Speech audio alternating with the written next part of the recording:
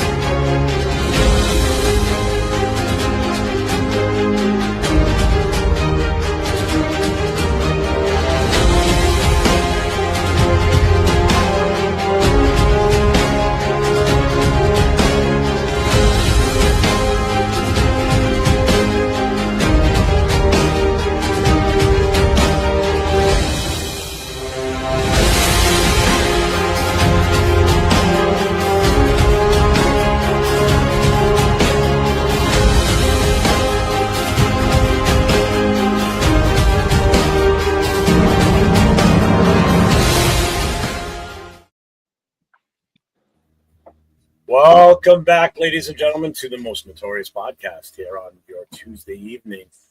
Today, 2 days removed from our win in New England. So with us tonight, we have Raider Will down below me as one of our regular co-hosts.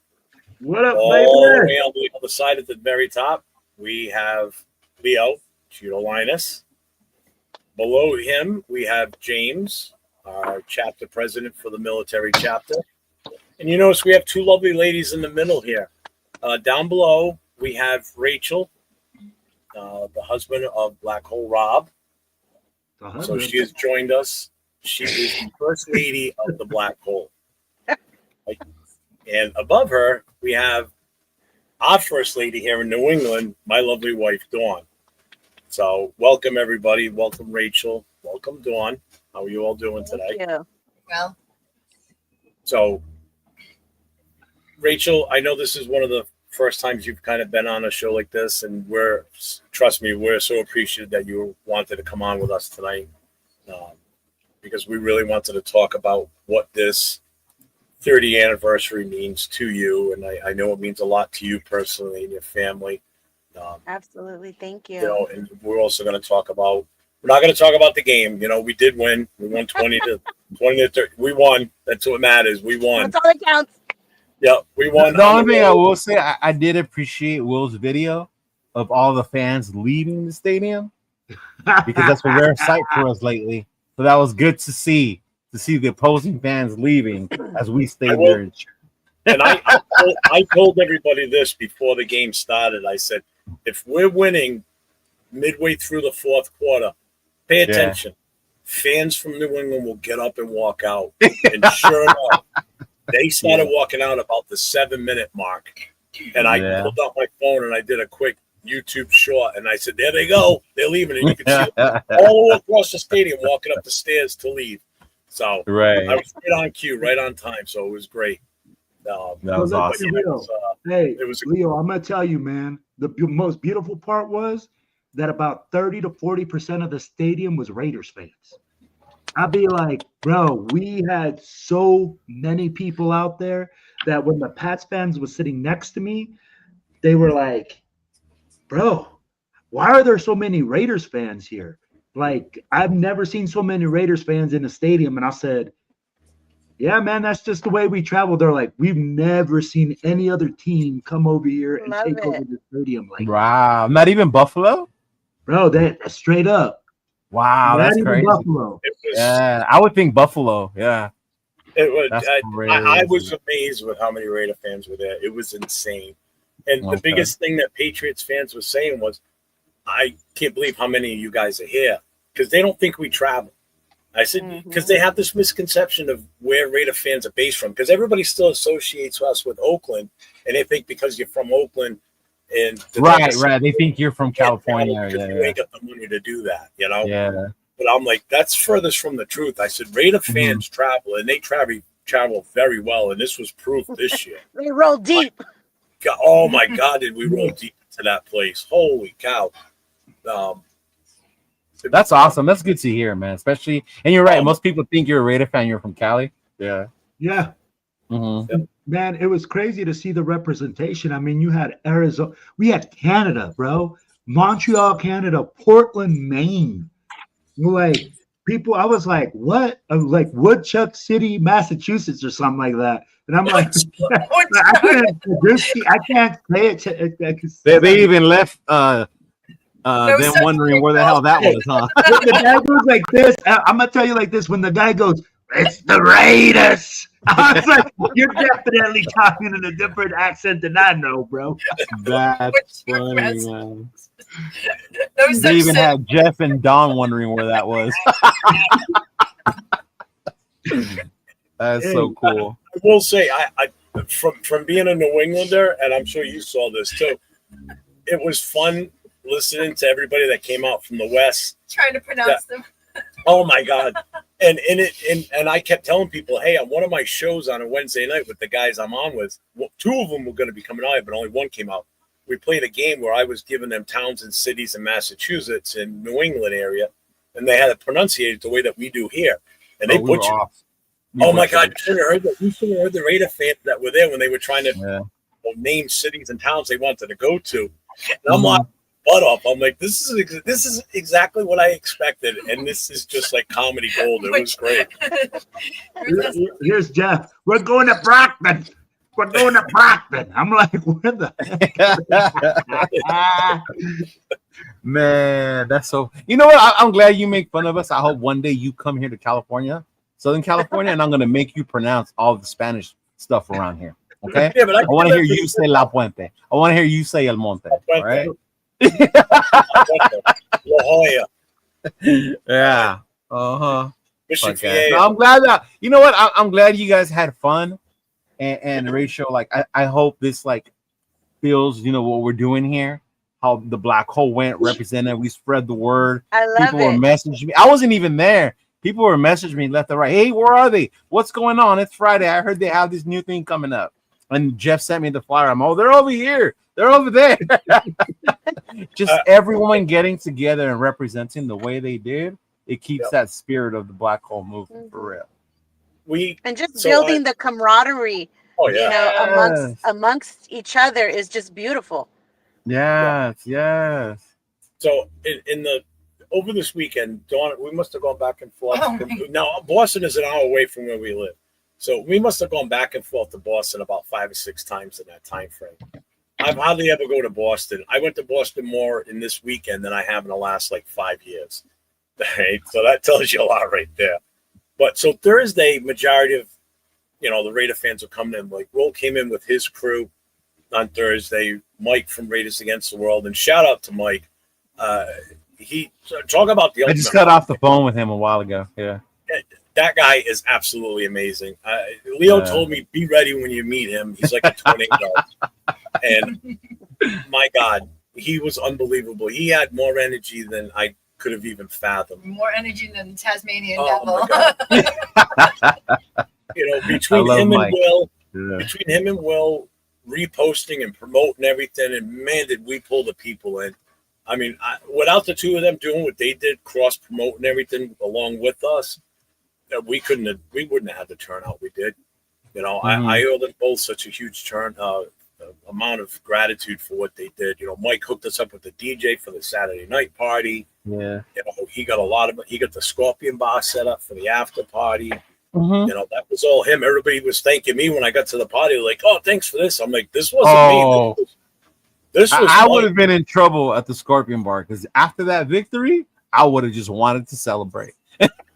We were. Trust me, people were. I mean, I wasn't drinking, but everybody else was, and they were having a blast in there. So, Will might have had to have carried me out of there, probably. Yeah, that was all Mike.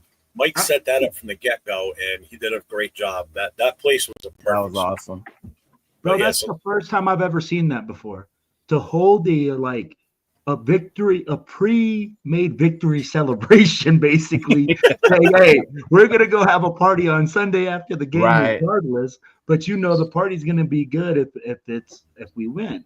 Well, man, I'm like, I cannot believe I'm gonna go to a Raider party after the game, right? Celebrate the game, and bro, it was packed.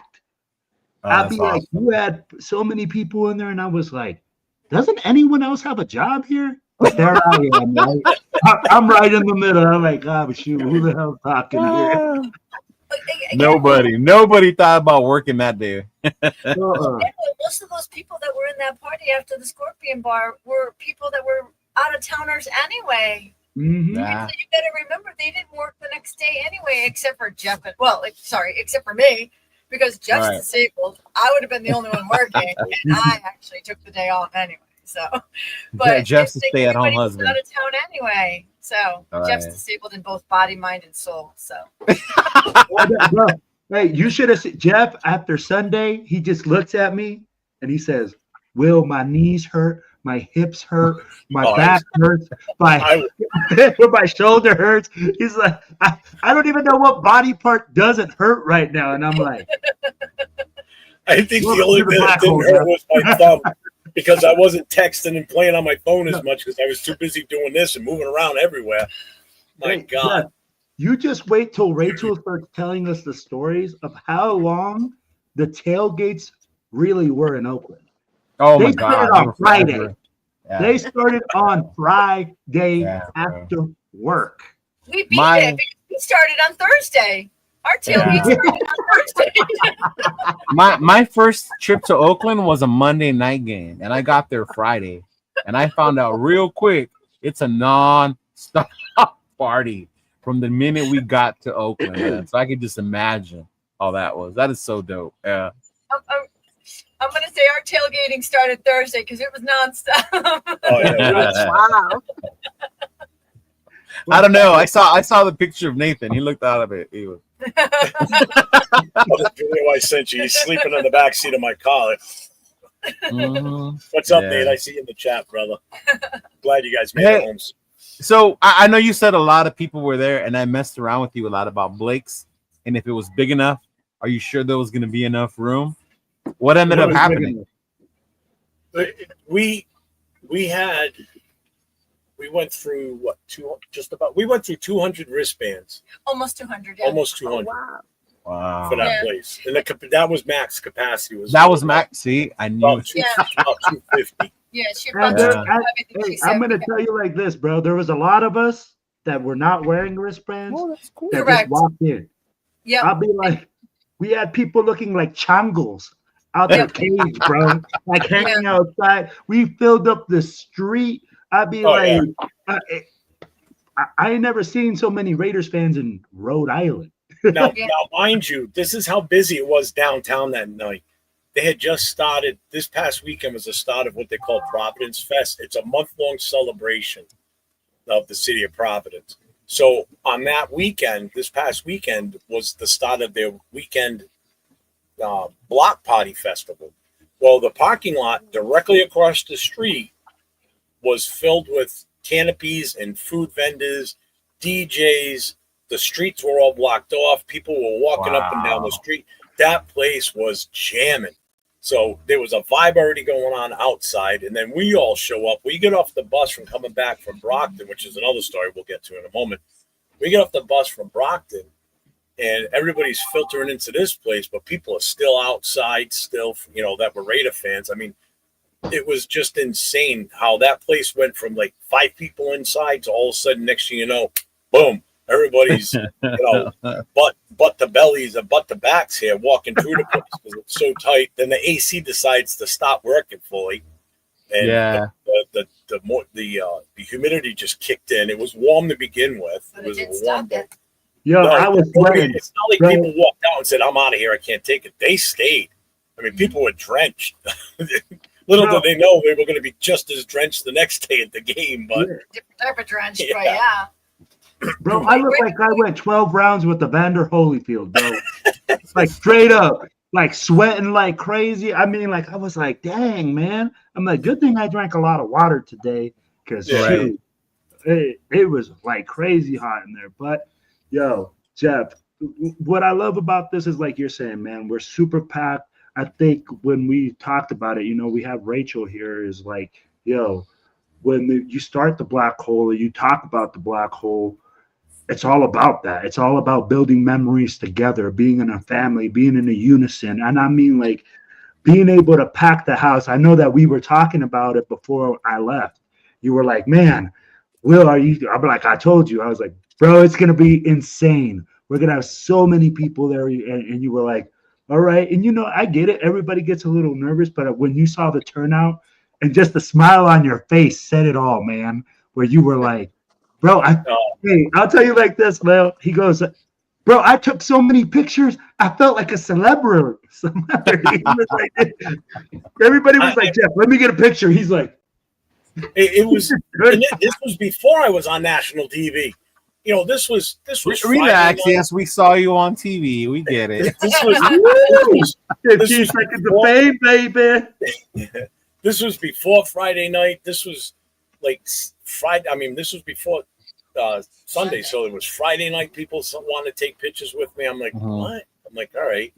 And then on Saturday, I had people telling me, hey, I follow you on Instagram. I'm like, wow. I'm like, really? I'm like, all right, that's cool. You know what I mean? Like, I wasn't expecting that is what I'm getting. Right. Like, you know, and again, that just goes to show you the magnitude of the promotion side that we did on this, that we got our message out and we got the Black Holes message out there that this is who we are. This is what we're bringing to the table this weekend. You know, let's go. You know, let's have some fun with this. And we did exactly that. You know, hey, you guys did a great job, man. I'll tell you what, perfect example was Friday. So my initial goal on Friday was we went up to spend the day with the guys in Boston. We were supposed to go to Fenway Park, but all the tours were sold out. So we were going to then had to figure out what we were going to do Friday night. But I had a plan of doing on Friday night was finding the hotel where the Raiders were staying, get everybody to go to Providence because that's where they stay, be at the hotel when the bus pulls up because that's right up Pete Carroll's alley is having the fans there. So I wanted all of us as Raider fans to be there when the team got off the bus and to cheer them on and let them know that we're here in force for you guys. The Raiders are here. The Black Hole is here, and every other Raider fan in the nation that could be here is here. Yeah, there were a lot of fans out there. Yeah, but that didn't come through. So I'm scrambling. We ended up at this place called the Tall Ship in the middle of the afternoon on Friday. That place looks so cool.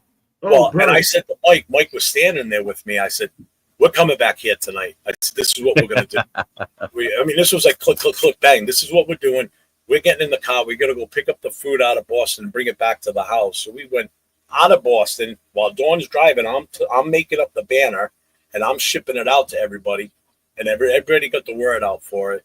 And we did a hell of a job. I think we had 60, 70 people show up on that last-minute thing on Friday night, and we had a blast. You know, awesome. It's how fast we got that word out that this is where the Black Hole's going to be. This is where we're going to be celebrating tonight, where we're going to have some fun. And that place was awesome. Ask Will. We had a freaking blast there. Yo, next year, New England, be ready because that place is going to be rocking Saturday night. I want to pack that place from gill to gill. I want to see 1,000 Raiders fans up in there just going crazy because it can hold 1,000. It has live games. They got food truck vendors for everything. It's live. It's electric, man. We got to do it next year. Jeff already got it on the calendar. Let's do it. That's all I got to say.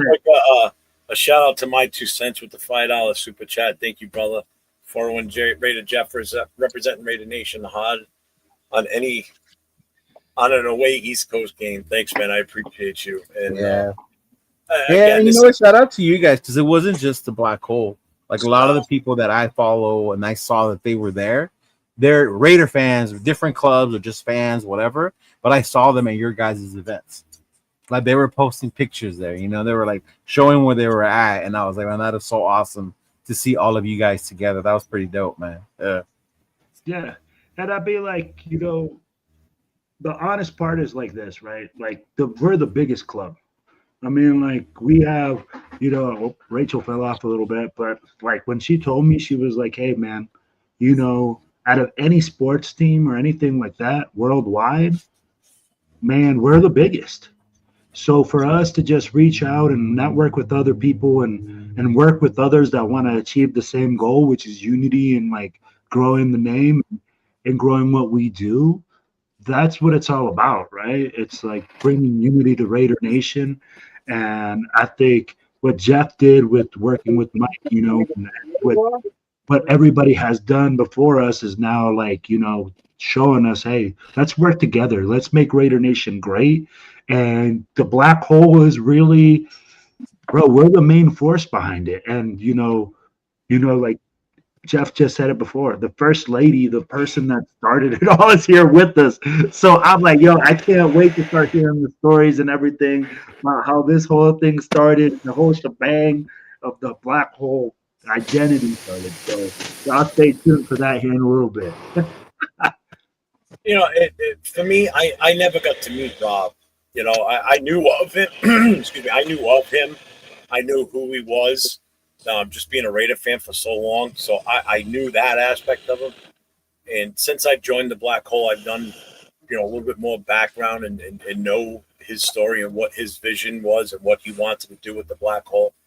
And my biggest thing was not just representing my chapter, but I wanted to make sure that I was doing him and his family justice, doing what we did this weekend. And I know, Rachel, I'm sure you were following a lot of the stuff that we were posting throughout the weekend. And I hope that came across that way, that what we did, we did this in honor of Black Hole Rob. This is a big deal. This is the 30th year, and we kicked it off in New England week 1. And, my whole behind it, all this, I kept thinking is I want to do Rob justice and honor him by doing what we did. And you absolutely did. My heart was just overjoyed with what you accomplished this weekend. And not only you, but so many of the other chapters, what you guys are doing and just spreading the true Aloha spirit, which is how Rob was raised and the way he tried to do everything, within the Black Hole. I see you guys doing that now. And it just makes me proud. It makes me honored to have you guys as part of this family. It really does. Well, and like I said, this is. I'm about to start crying, bro. I know, right? So, yeah. So forgive me, but I'm standing in a Costco bathroom because my phone in my car was not charging. So I had to run into Costco and I'm literally in the bathroom. We need to get Rachel a portable charger. Yeah. My phone charging, but it was not working. Yeah, I mean, the unity of all, like you just said, all the different chapters that were there. I mean, we had chapters from all over the country. Yeah. We had a few that came up from the from the East Coast, like New York City was there representing, Philly was there, Hollywood came up, Captain Jack was up here. There were a bunch CNBC, of Florida, yeah. Mm-hmm. Arizona was here, Nevada was here, California showed up. Will and his guys from Colorado. We had guys from Spokane that were here too. So this was. I saw Peggy was there too, right? Her and her yeah, group. Peggy was up here. And one of the things that happened leading up to the start of coming closer to this week was, out of nowhere, a friend of ours, LV Raider 10, that Leo and I do shows with on Wednesday night, and I have a show with him on Thursdays. He gets a Instagram message and he sends it to me. He says, "Is this real? It's the Al Davis Memorial." Now, it's already after hours, so the city hall's closed. So I'm like, oh, I don't know. I'm going to find out first thing. First thing the next morning, 8 o'clock, I'm on the phone calling City Hall in Brockton. I'm like, is this legit? And she goes, absolutely. The mayor's putting this on. It's an Al Davis Memorial. She gave me the full lowdown on it. I said, all right. And that's all I needed to know. Hung up with her. I called Mark Jones. I sent him that screenshot of that. And I said, we got to do something. He goes, absolutely.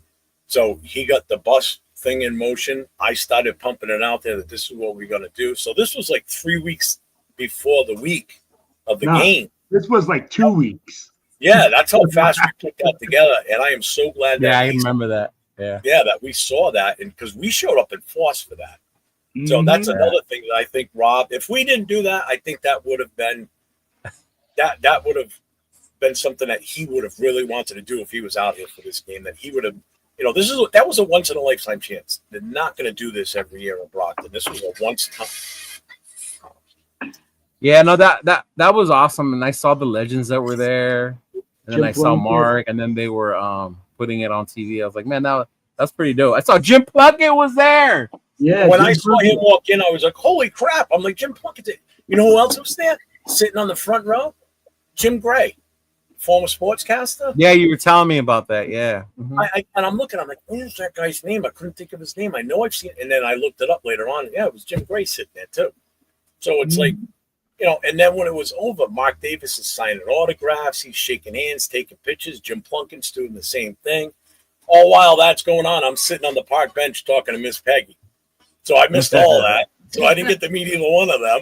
You know, so I was talking to Peggy about, you know, about the team and everything, you know, but, and it was just it was a weird situation. My one of my chapter members, one of my executive board members, Dave Goyce, that's him and I holding that flag.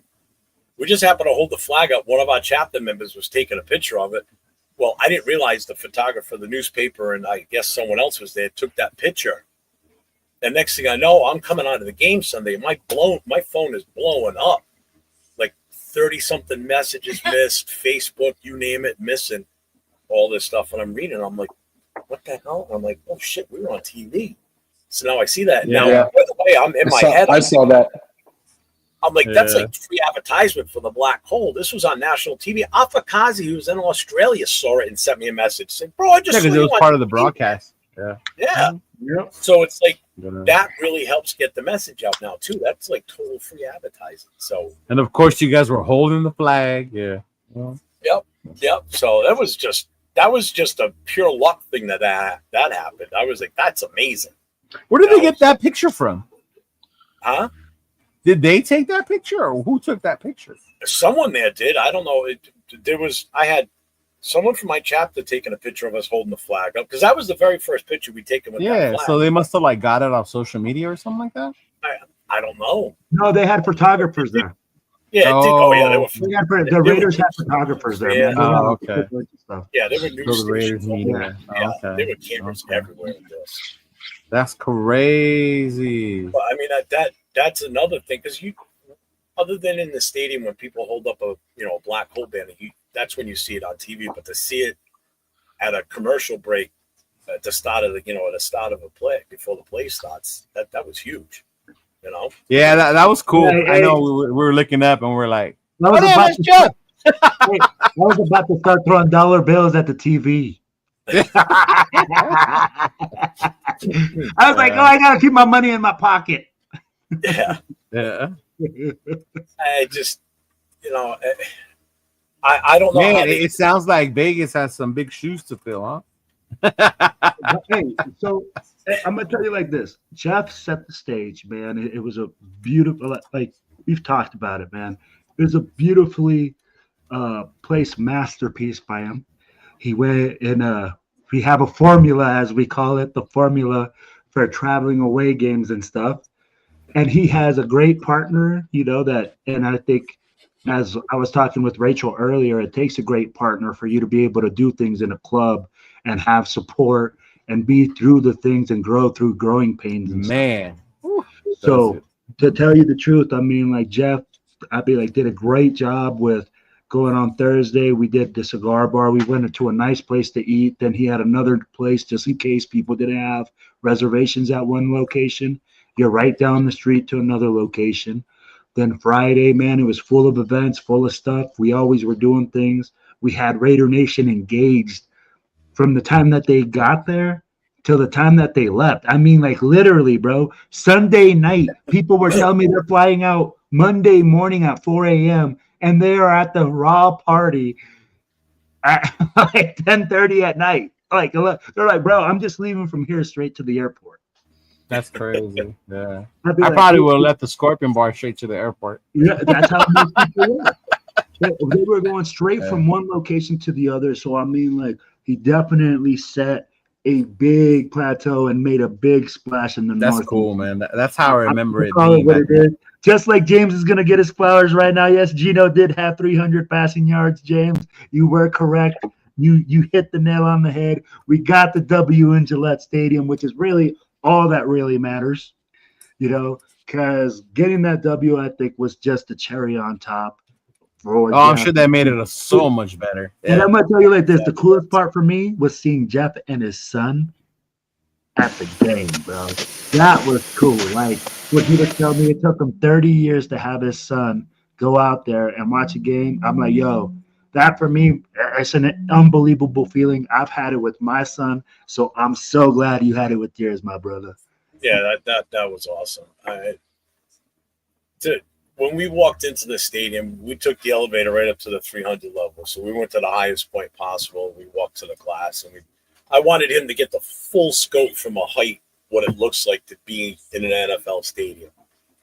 And that was the first time I've been in Gillette. I've never been in Gillette before. Last time I went to a Patriots game. You know what else was the first time?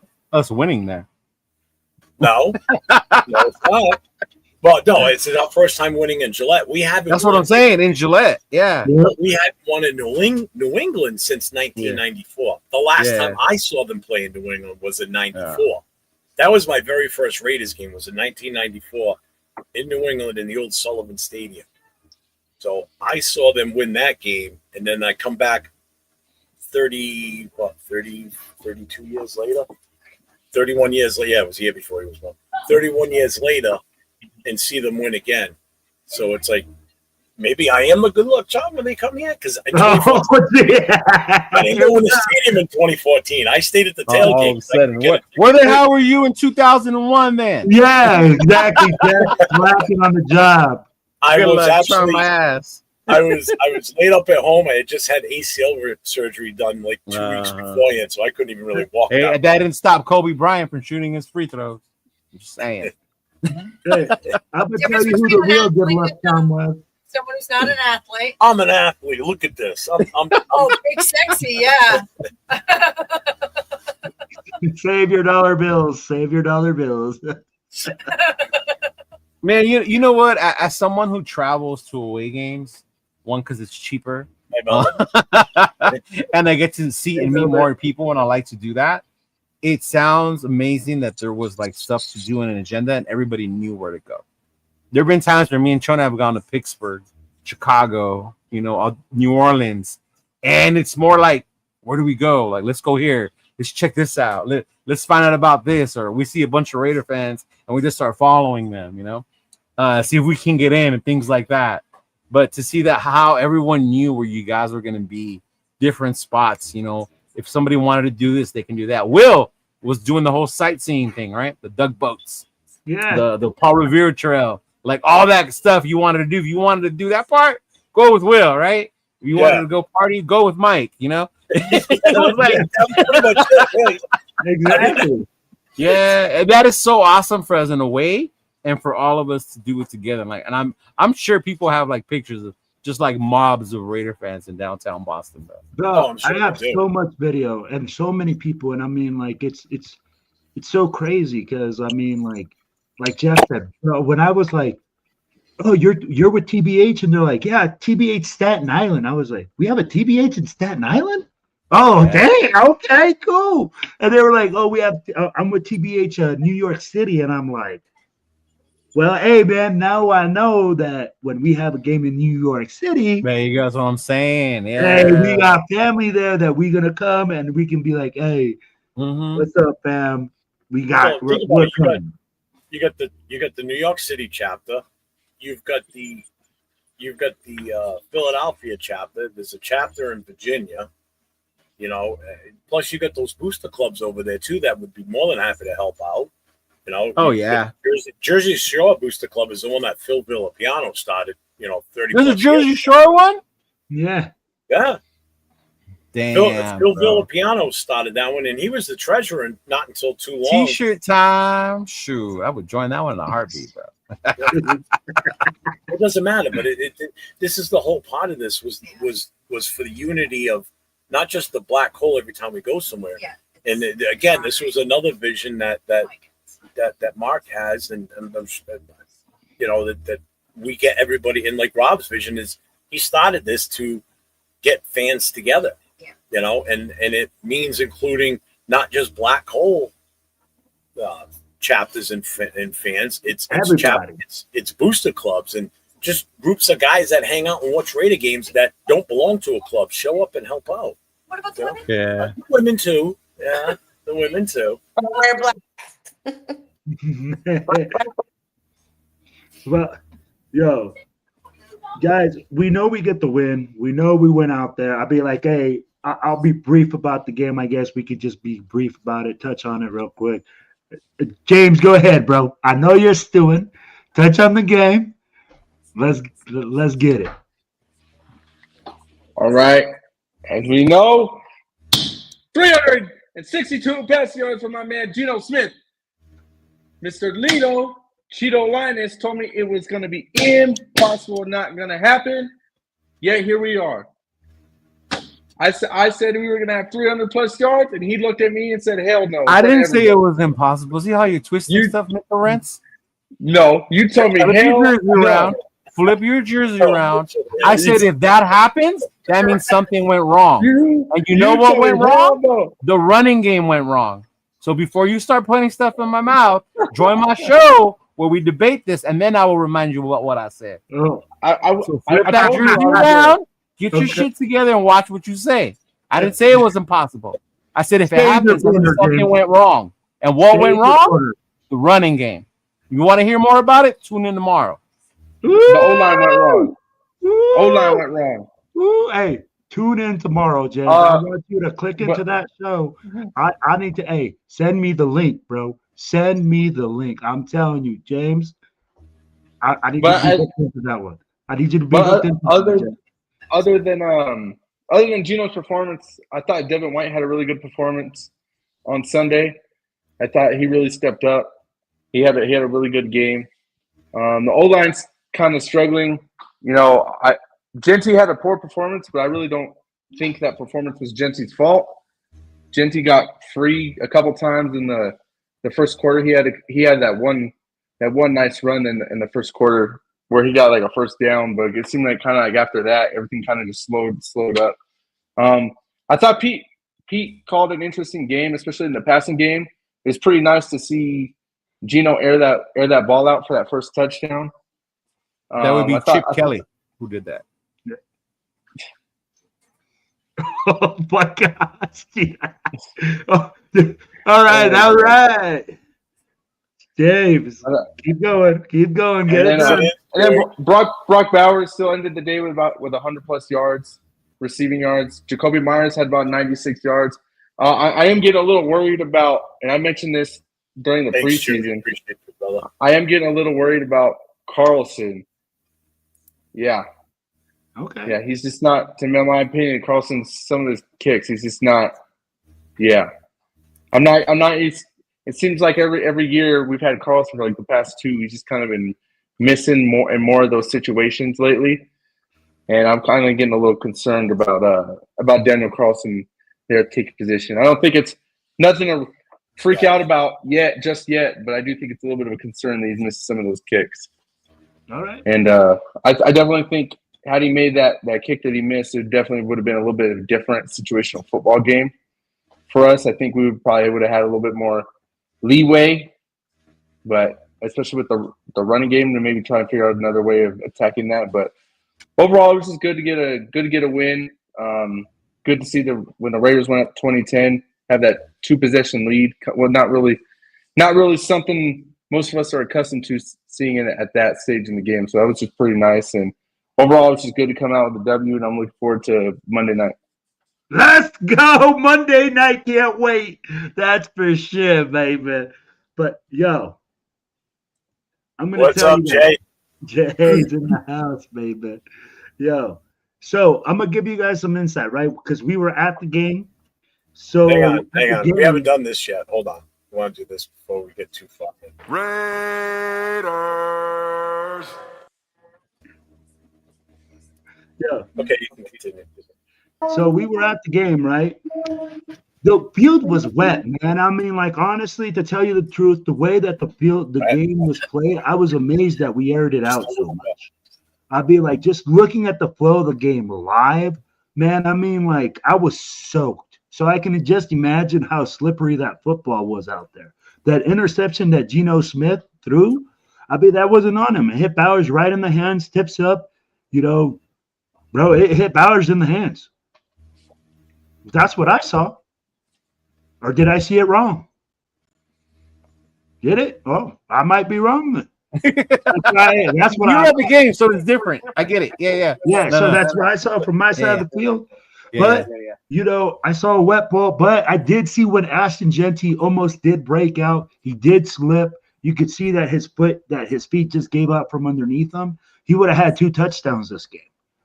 I mean, like, I think he would have put that away. Instead of us getting 3, we would have got another 7. Oh, yeah. If he didn't slip on that play, he was gone because there was nobody on that side of the field. There was nobody. Yeah, I figured, man. The turf where I was sitting, he was running right at us.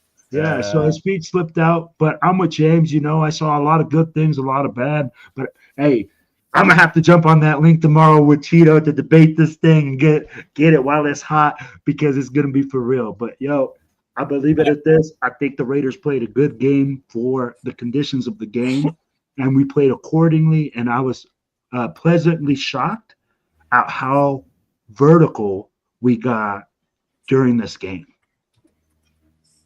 Can I just say one thing about this team Sunday? When was the last time we saw our team confidently march down the field on the opening drive and score? And score and run plays like they did and score the way that they did. I mean, that touchdown pass was literally right in front of me, right in the corner of the end zone. I mean, that was both touchdowns were in the end zone. Was I the only one holding the breath, making sure Tucker didn't bobble it? No. Because of where I was sitting, I saw him into the end zone, but I couldn't see that corner where the end zone ended because of everybody standing up down in the lower section. Yeah. So I was just praying to God that the refs put their hands up and sure. That was a great throw, man. I was just making sure he held on to that ball. Leo, all I know is I was sitting in the parking lot and I could hear the cheering from both sides. I could hear the booing. I could hear the roars. It was hilarious just listening from my car. Because I was sitting at the tailgate. I was all by myself sitting at the tailgate, but I could hear the roar. I could hear the booing. It was. They left you all by yourself, man. I was all by myself. One lonely little girl sitting in the parking lot all by myself. Yeah. Well, you know what? I want to give you the floor for a little bit here because I can do this on this show and they can whatever.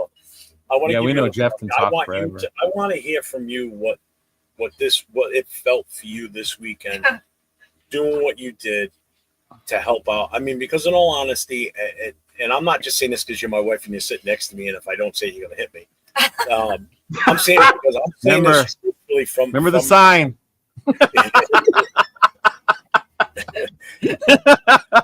Help.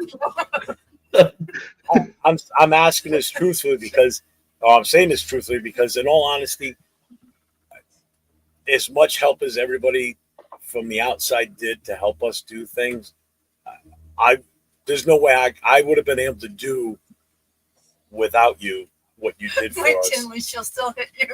Yeah, she probably will, Mike. And we know him personally. He actually lives near here. He's one of my friends. So I just want to hear what your take was on the whole weekend, your experience, because this was your first party running like this. This is my first everything. This is the first tailgate that I've ever done. This is the first anything that I've ever done. Nice. I was scared going up to all of this. This was something that was extremely overwhelming, actually. Did I have fun? Yes.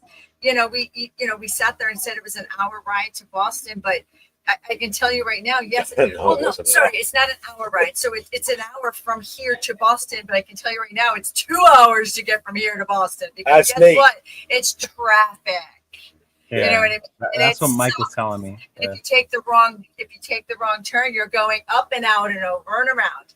And when you're the person driving, because somebody doing this because it's got to be entertaining or answering everybody's text messages or it's got to be this is legit me in the passenger seat. He's like, I got to do this. Everybody's texting me. Everybody's doing this. You start getting flustered because you're trying to get from point A to point B. And again, I know LB Nate, Raiders. Just call him Nate. Nate can sit there and attest to this. That it's like I've got to try to figure out how to get us back to point B. It gets frustrating. It gets overwhelming. I already told Jeff, I said, I'm on strike now. I'm not going to drive to Boston for a long period of time. Now, you guys are from LA or California or Vegas or whatever. It's like you guys are probably used to traffic and all of that. We're from smaller towns. I've lived in Rhode Island my whole life, so I know how to get from point A to point B, even if I do get stuck in traffic. But going into a city or, a city that we're not so used to, even though we're from this area, it can get overwhelming and can get stressful. And then Saturday, and again, these are things that we're going to have to start learning and starting to do a little differently. Somebody had made mention that I shouldn't be stuck behind the desk. I wasn't able to mingle with, a lot of people. I wasn't able to get out there to kind of, be able to talk to it because I was stuck making, doing the raffles or doing, the bands and stuff like that. So at certain points, it got a little overwhelming and it got I a can little see that. Yeah. So it's like I had to kind of take a step back and run outside to kind of collect yourself a little bit and stuff. So these are things that, we have to kind of, work over and kind of overcome and stuff like that. Would I do it again? Yes. Would we definitely do it differently the next time? I can't do this alone. Would I want to make sure that when I go to look for him the next time, it's like he's always missing every time I go to look for him. It's like nowhere to be found, and it's like it kind of like feels like it's all on me. And I still feel that way. I felt like a lot of this was like all on me because like he was nowhere to be found. Right. So it's and I still find that. You know what? I should give you my my girlfriend's number because she tells me that, but she handles it where like she knows I'm out there because I'm networking, I'm socializing to get more people to come to us, right? Yeah. She's like, go do your thing, and then she's handling the other part of it. That I have no idea is going on. It feels very overwhelmed at that point. Yeah, she's still doing everything. You did a great job, Don. It looks like down to the point B, and it's like now you're looking at everything. It's like holy crap! It's like there's nothing. Like you're nowhere. Like she probably feels like she's nowhere because there's nothing to show that she was actually there. It's like I look at Brockton. It's like all these people were at Brockton, and I'm like, okay, I'm not there. And it's like crap. It's like because I was back here getting everything ready for Blake. Like, right. You know what I mean? And it's like, well, like everybody was in the stadiums, and where was I at the tailgate all by myself? I know, right? In the rain. In the rain, all by myself, staying cold. You know what I mean? And it's like everybody's enjoying themselves at the football game. They were able to see Genty hit that touchdown. Me, I'm sitting in the parking lot doing this. You know what I mean? So it's like, would I like to have been at the game? Yes. I've never been to an NFL game yet. Next time. I've never been. So yeah, there are some things that I would like to have done differently. So we'll definitely get so as we talk about it, right? Thanks, Al. I appreciate that, Al. I 100% appreciate all the sacrifices you made, and I got plenty of film of you. I got pictures. I know other people don't, but I sure as hell do.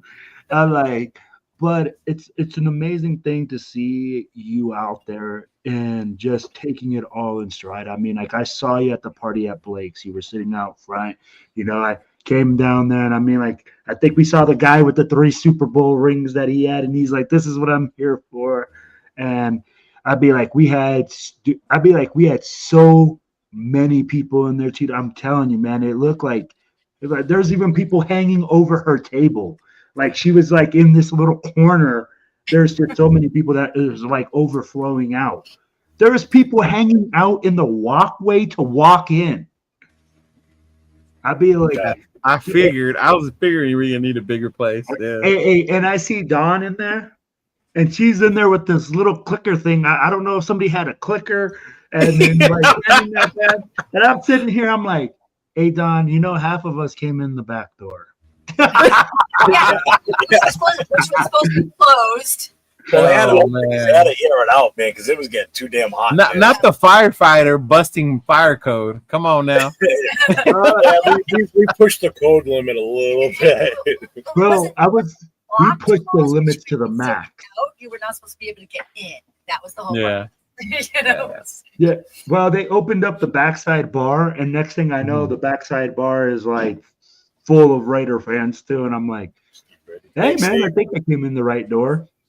Yeah. But I want to thank you, Don, for all the sacrifice that you put out. And I mean, like, I was there, I saw it all. I mean, like, I know how hard it was for you to be moving back and forth, and we do appreciate it. I mean, we know that Jeff couldn't do what he does without you. Oh, hell no. So thank you Like so they always much. say, I mean, behind every great man is a greater woman. I mean, absolutely. again, she got upset that she wasn't in a lot of the stuff. And I told her, I said, listen, I said, all the pictures you're seeing of everybody having a good time, smiling, laughing, having fun. And I said, that's because of you.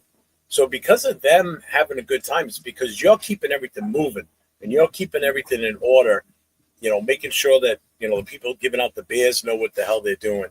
You're helping Dante, who did all the cooking. Hats off to Dante. He stood in front of the grill the entire day.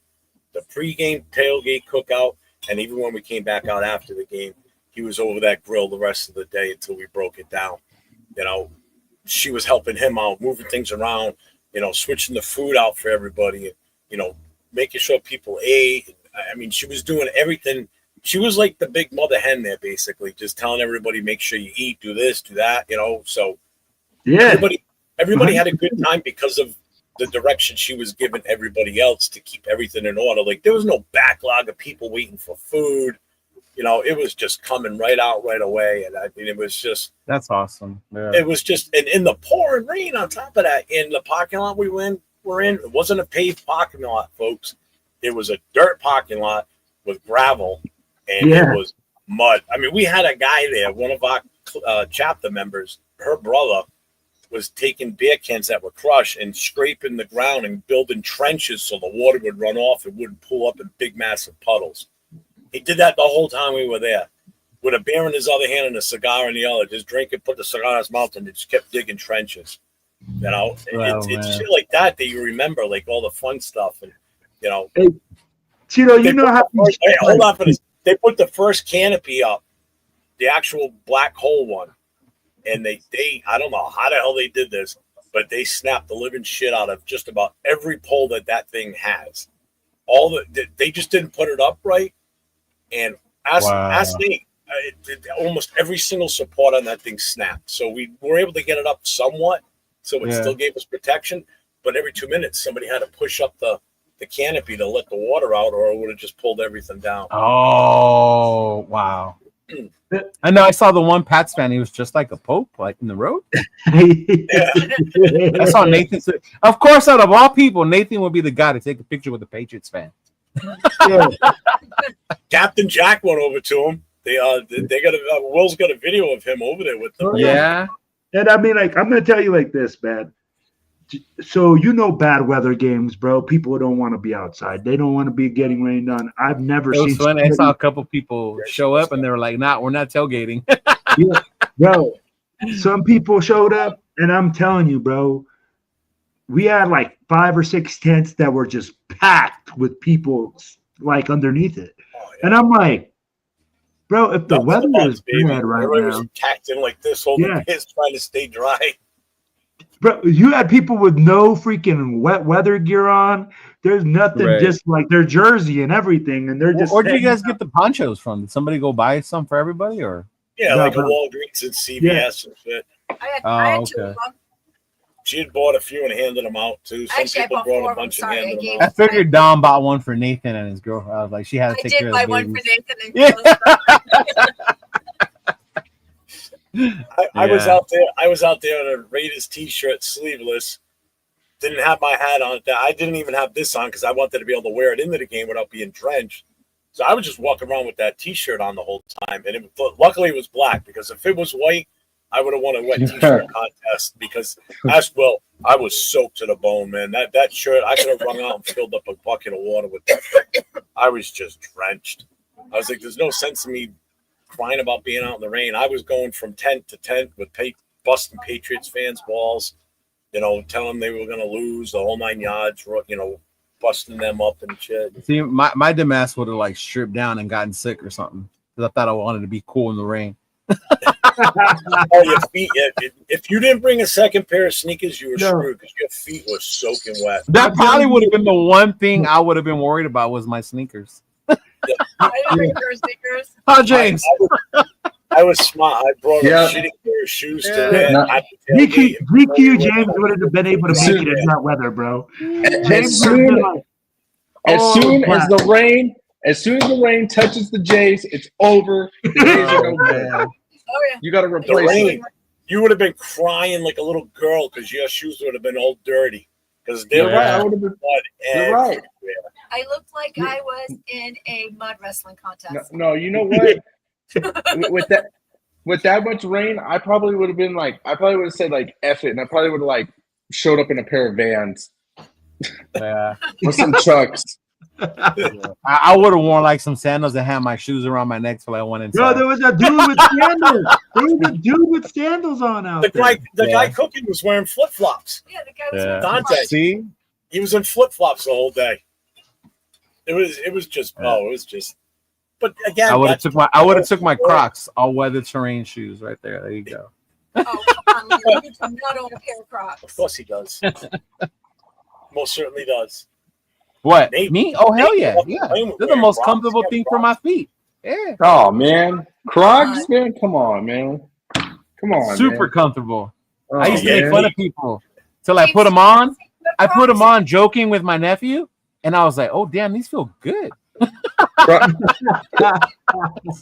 did you just say you have Crocs? Crocs are for people that are like 40 and up. Right here. Well, that would be me. Right here, bro. So that's not 48 next month. No. We're all in that zone, James. We're not little babies. Yeah. Yeah, Nate, he goes, my Air Force Ones are cooked. Oh, he was covered in I do got Raider Crocs, cool, Kev.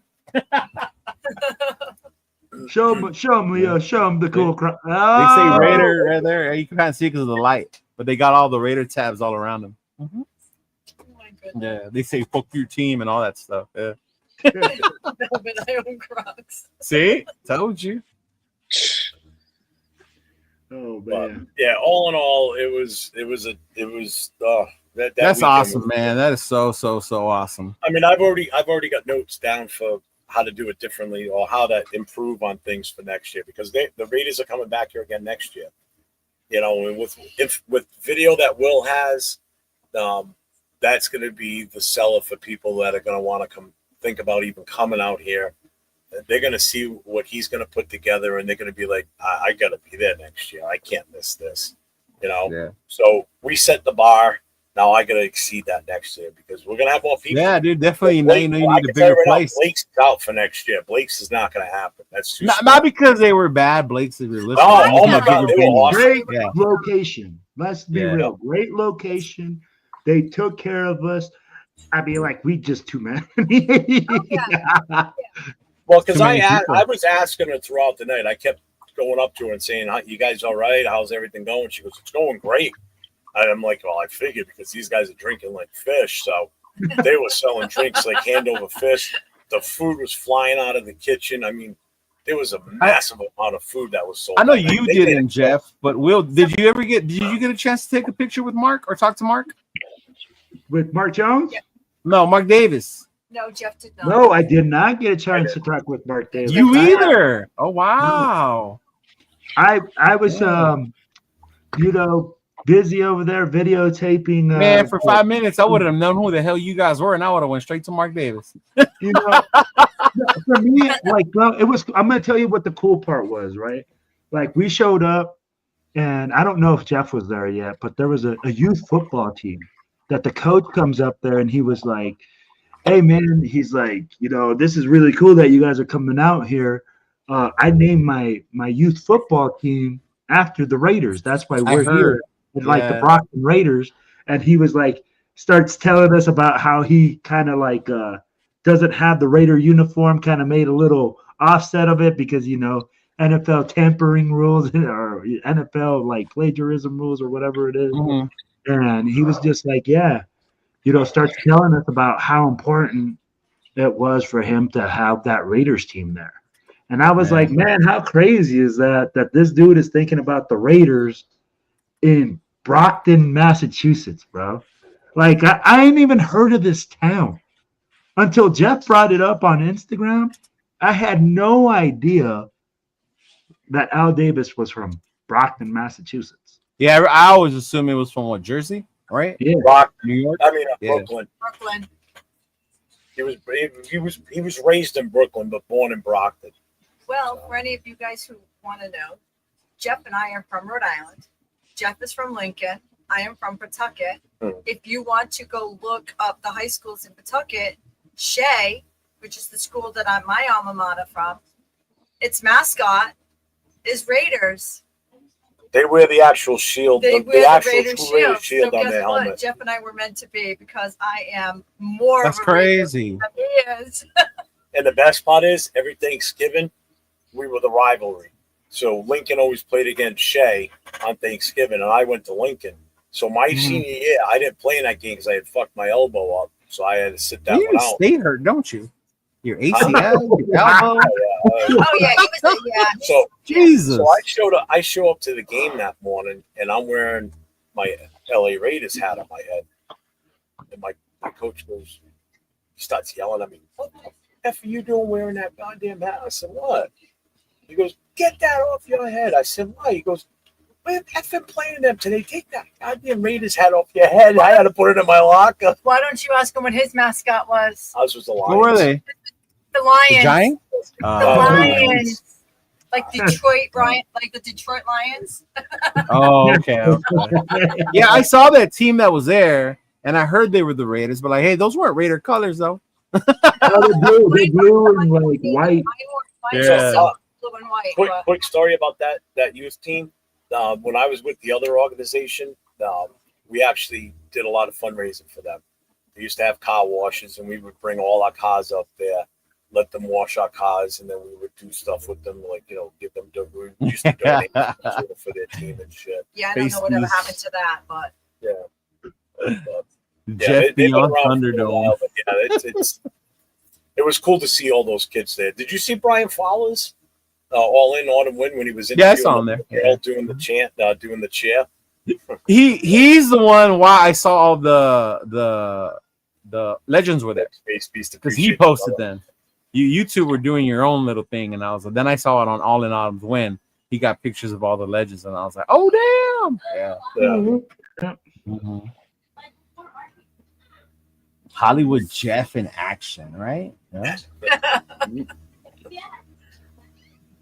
But yeah, I here it is now. It's a couple of days removed from the game. Everybody's gone back home. The dust today has been the most relaxing day for me right now. The dust is kind of settled.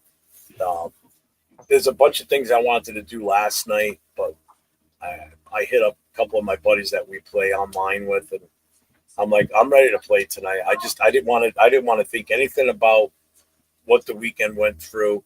I just wanted to just unwind, and that was the first chance where I finally got to I can. Oh, you're going back to your Battleship game?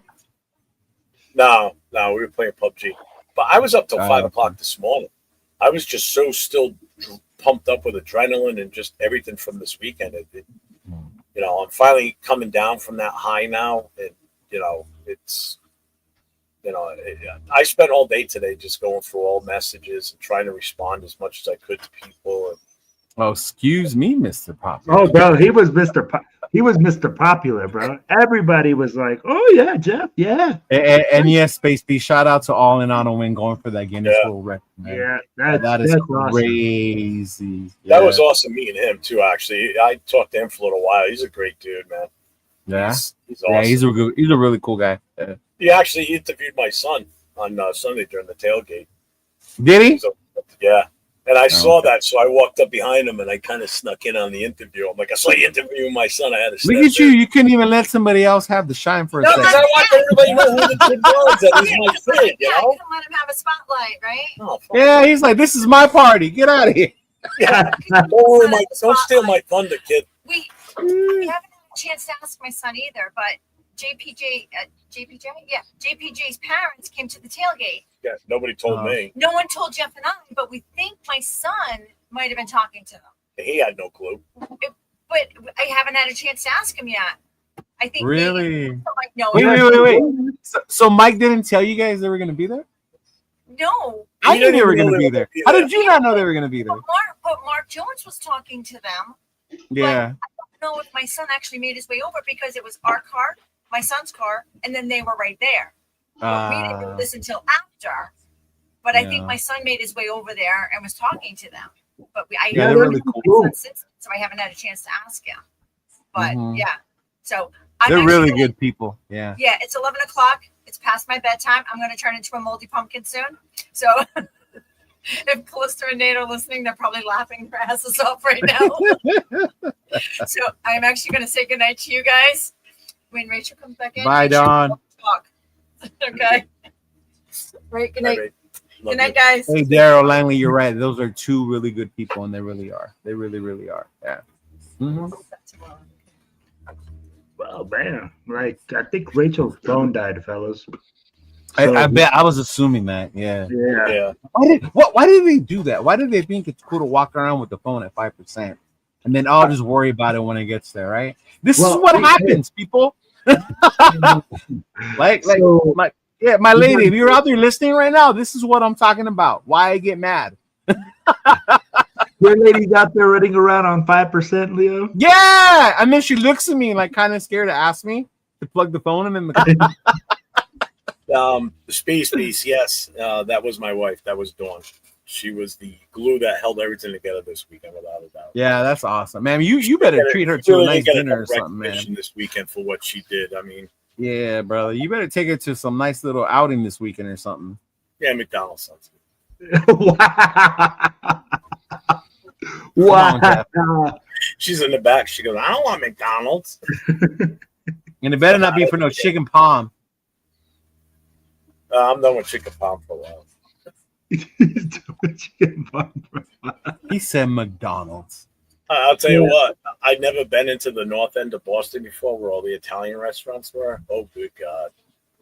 Like, it's literally every building, every door is a different Italian restaurant in that section. That's Will. I mean, they were everywhere.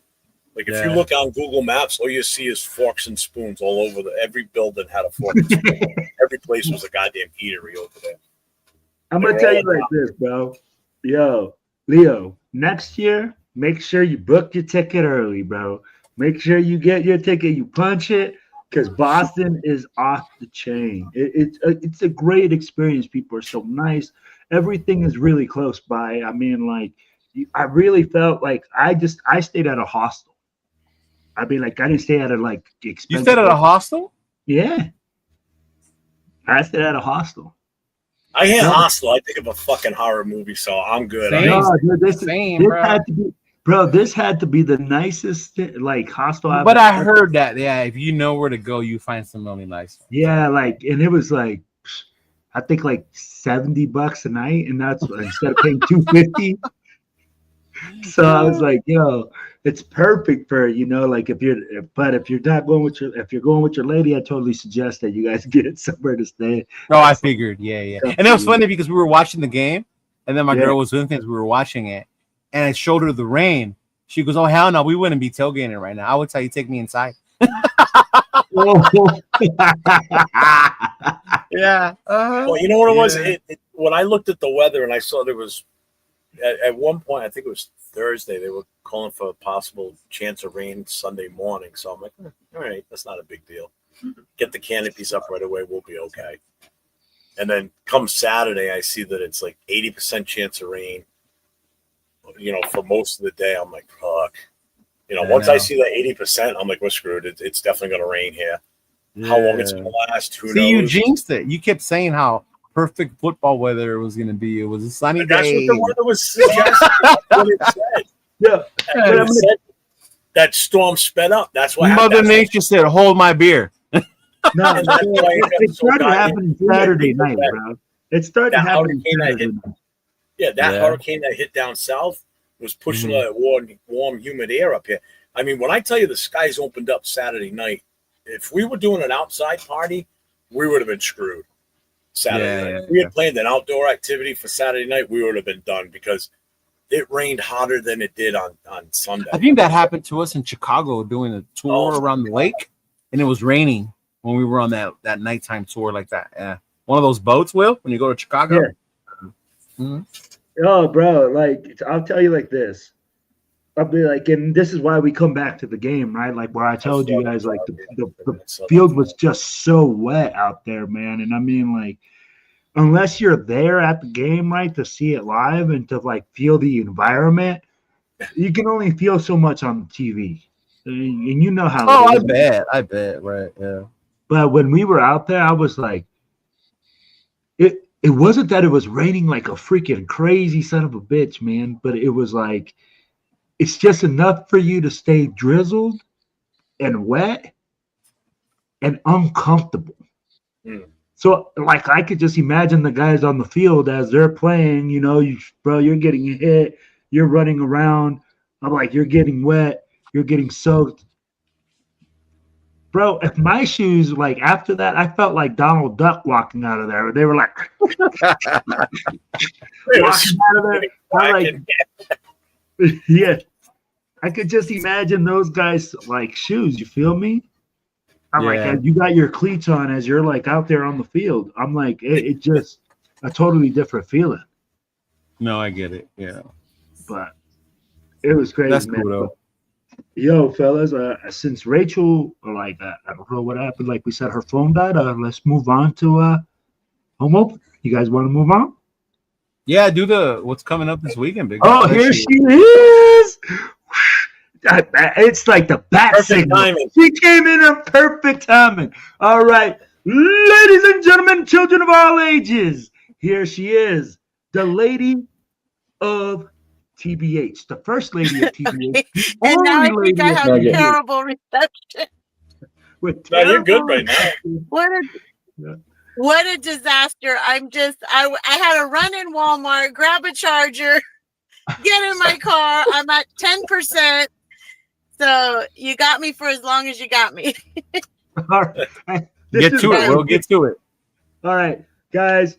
This is Rachel Rivera, the first lady of the Black Hole, guys. She's here to tell us.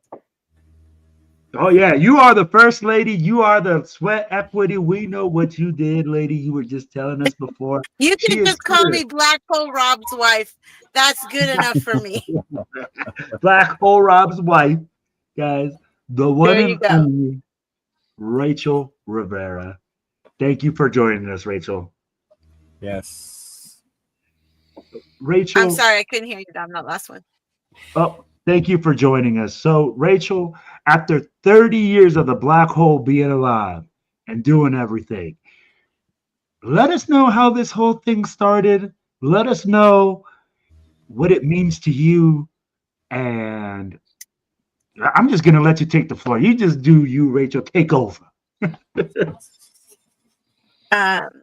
First and foremost, I just want to say thank you so much for even having me, for considering me being on. I found out about an hour and a half ago that I was We told him last week. Asked to come on. So it's a big surprise for me, and I have to be honest. I'm having a hard time with Rob's passing, just on a personal level. He was my world.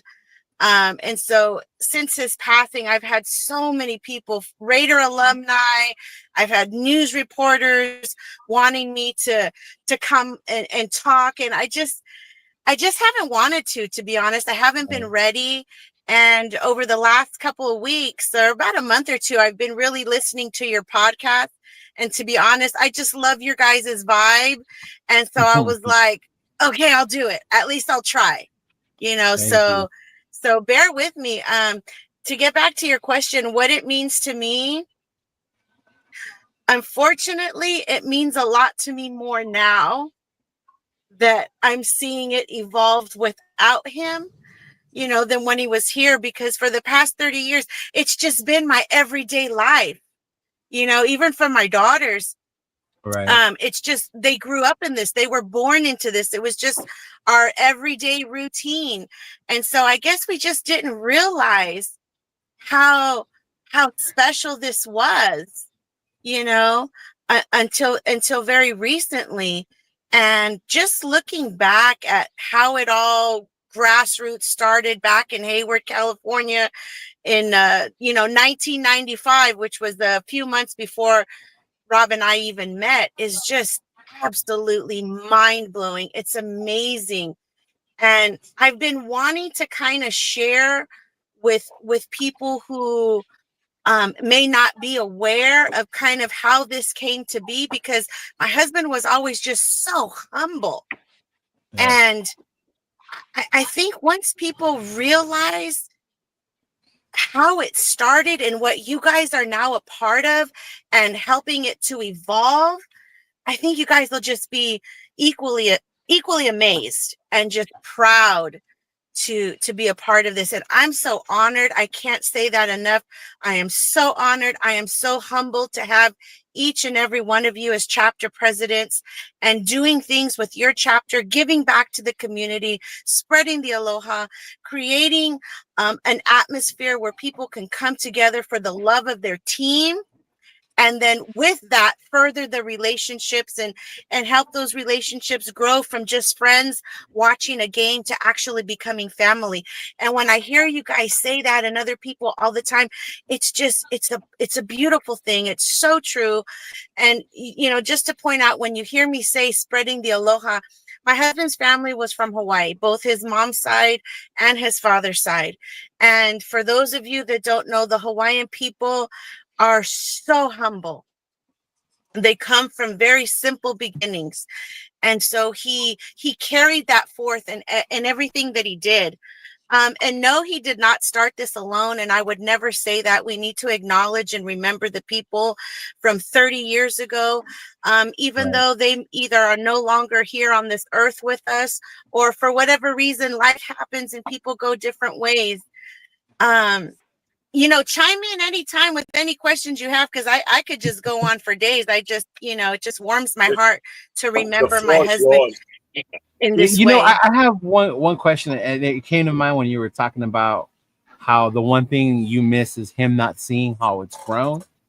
Could you elaborate more on that? Because I know a lot of people want to. I'm not from Oakland or the Bay Area, but I mentioned the Black Hole I represented, and they're like, "Wow, you're from LA. Have you ever been there?"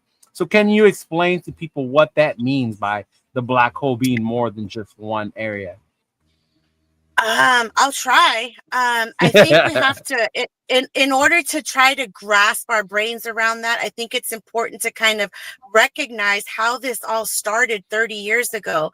And I shared a picture with Will, a very personal picture that I have not shared. I swear I have not shared with anyone. And let me back up. So this all started with a group of friends, high school, even elementary school friends, who just got together for the love of the team in Hayward, California. It was actually at my godparents' house, my aunt and uncle,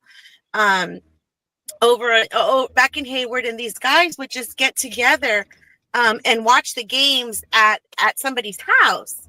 And then back in 95, there was a game that I shared the picture with Will, and I don't know if he's going to be able to show this. This is the moment in history that changed the trajectory of Rob's life.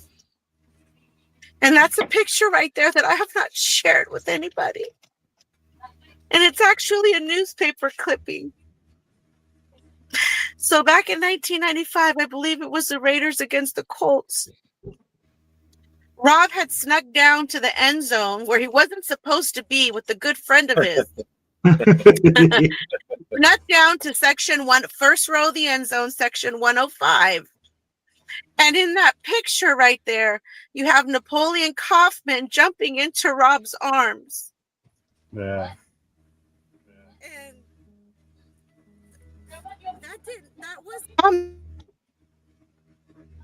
And so that made it on the front page of every paper around here. And people from all over were getting copies of that newspaper and bringing it to our house. Rob was dropping his quarters in every paper machine that was a, paper dispenser back in the day. We didn't have Google. We didn't have internet, Right, just newspapers. Really And had so the Rob, internet. Rob was driving around everywhere collecting newspapers from every 7-Eleven and gas station there was. And that sparked an idea in his head that this could become something one day. Not ever knowing what that was. And if you knew Rob in the center of his crew, Rob was like a goofball. He was the silly one. He was the goofy one. He was the one everybody made fun of, and he loved it. He ate it up. It made him feel loved when the guys would, make fun of him for whatever reason. And so he goes back to his guys, and he was like, hey guys, this happened. And, obviously he's sharing the story and, we got something, we got to get our seats together. So my aunt at the time, back in 95, worked for an organization called, what was it called? OFMA, Oakland Football Marketing Association or something like that. Uh-huh. And so she was basically in charge of selling people their tickets. Oh, Long story short. And so Rob and his friends, and some of which were my family members, went to my aunt and said, hey, what can you do? And so she arranged for them to get those seats first row in the end zone, section 105. And that's just kind of where it snowballed from there. Yeah. So now you have these group of guys, friends and family, they got their PSLs in section 105.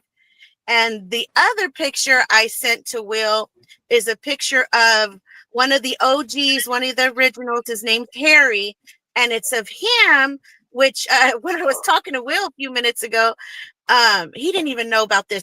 They used to have a dummy. I don't know if you guys are aware of the dummy. Can you show that, Will? Are you able to show that? Yep, right here. Okay, there we go. I remember that. He sent it to me earlier, so I had him ready to go for you. Yeah, and so Harry is one of the OGs there. This was actually a blow-up doll, 99-cent blow-up doll. And he would decorate it in quote, honor of an opposing team member. And that dummy would get thrown up in the air, 20 feet as high as it can go. For years, they did that. Yeah, again, he'd get it ready, a few days before the games, because originally they tailgated like normal folks. So you have a Sunday game, 1:00 game, gates would open, 10 o'clock in the morning, let's say. So the guys would be out there an hour or two before the gates even open. Well, over time, that started to change into, 9, 10, 12 hours. Next thing you know, it was Friday. They were tailgating on 66th Avenue for days, waiting for just the gates to open. And they're lucky that OPD never really stopped them. Right. I was not a part of that. I only go by the stories that I heard over the 30 years, but, they had piss buckets out there and guys would be on piss bucket duty. Oh my God. I have pictures of them brushing their teeth literally with their fingers and putting the toothpaste on the fingers and, that nasty beer breath and God. This just became a way of life. And, next thing I know, guys are picking up Rob on Friday night for a Sunday night game. And I was like, dude, are you freaking kidding me? And that's kind of how it started. In their original tailgates, I'm guessing probably 40 people, friends and close friends and maybe some wives and a couple kids.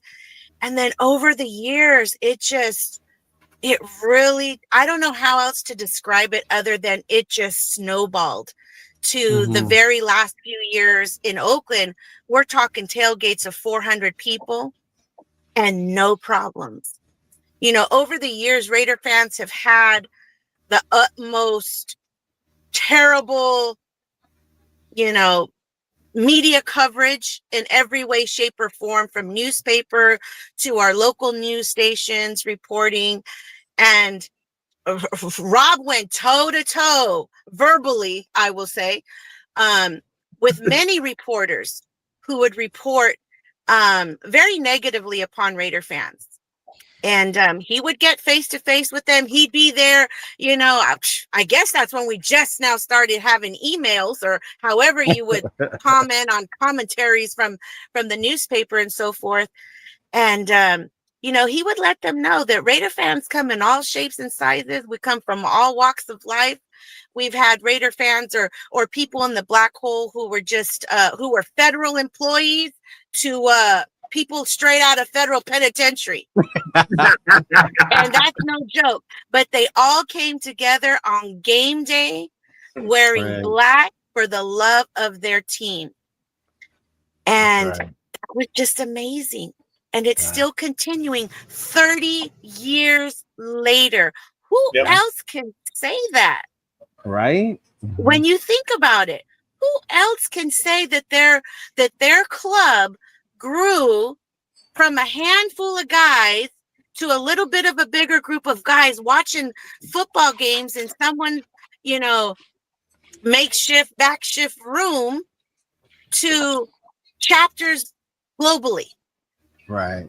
That's unheard of. And each and every one of you who are on here tonight are a part of that. And I mean, it's just crazy. I have so many beautiful memories. I've only been to Vegas once. I think once. I can't even remember right now. Last November, went out to Vegas, and I wore for 3 days. I wore my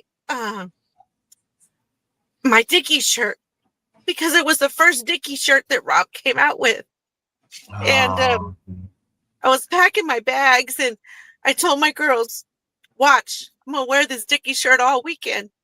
They're like, yeah, right, Mommy.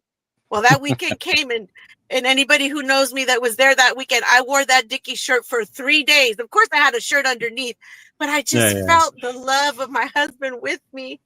And you'll probably see me this weekend wearing that same Dickies shirt because it's the original one that he came out with, I don't know, about 10 years ago, maybe. But it just, that's all I want to wear, and, my girls were born into this. The Raider anthem, came on TV the other day, and my youngest daughter, she says, Mommy, I love that song.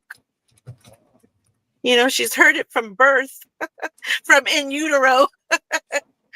But just the memories over the years is just so many. And there's so many people that were a part of that when they originally started, tailgating.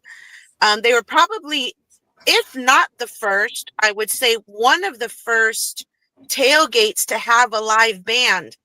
One of Rob's good friends and dear friends, his name is Sal Ramos from Hayward, had a band called the Lowdown Band. And they would play there at the tailgates. They would play there the weekend.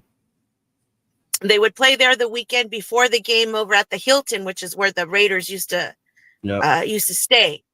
And Rob and his friends would find themselves hanging out at the Hilton, trying to see what players they could catch a glimpse of, including Mr. Davis himself.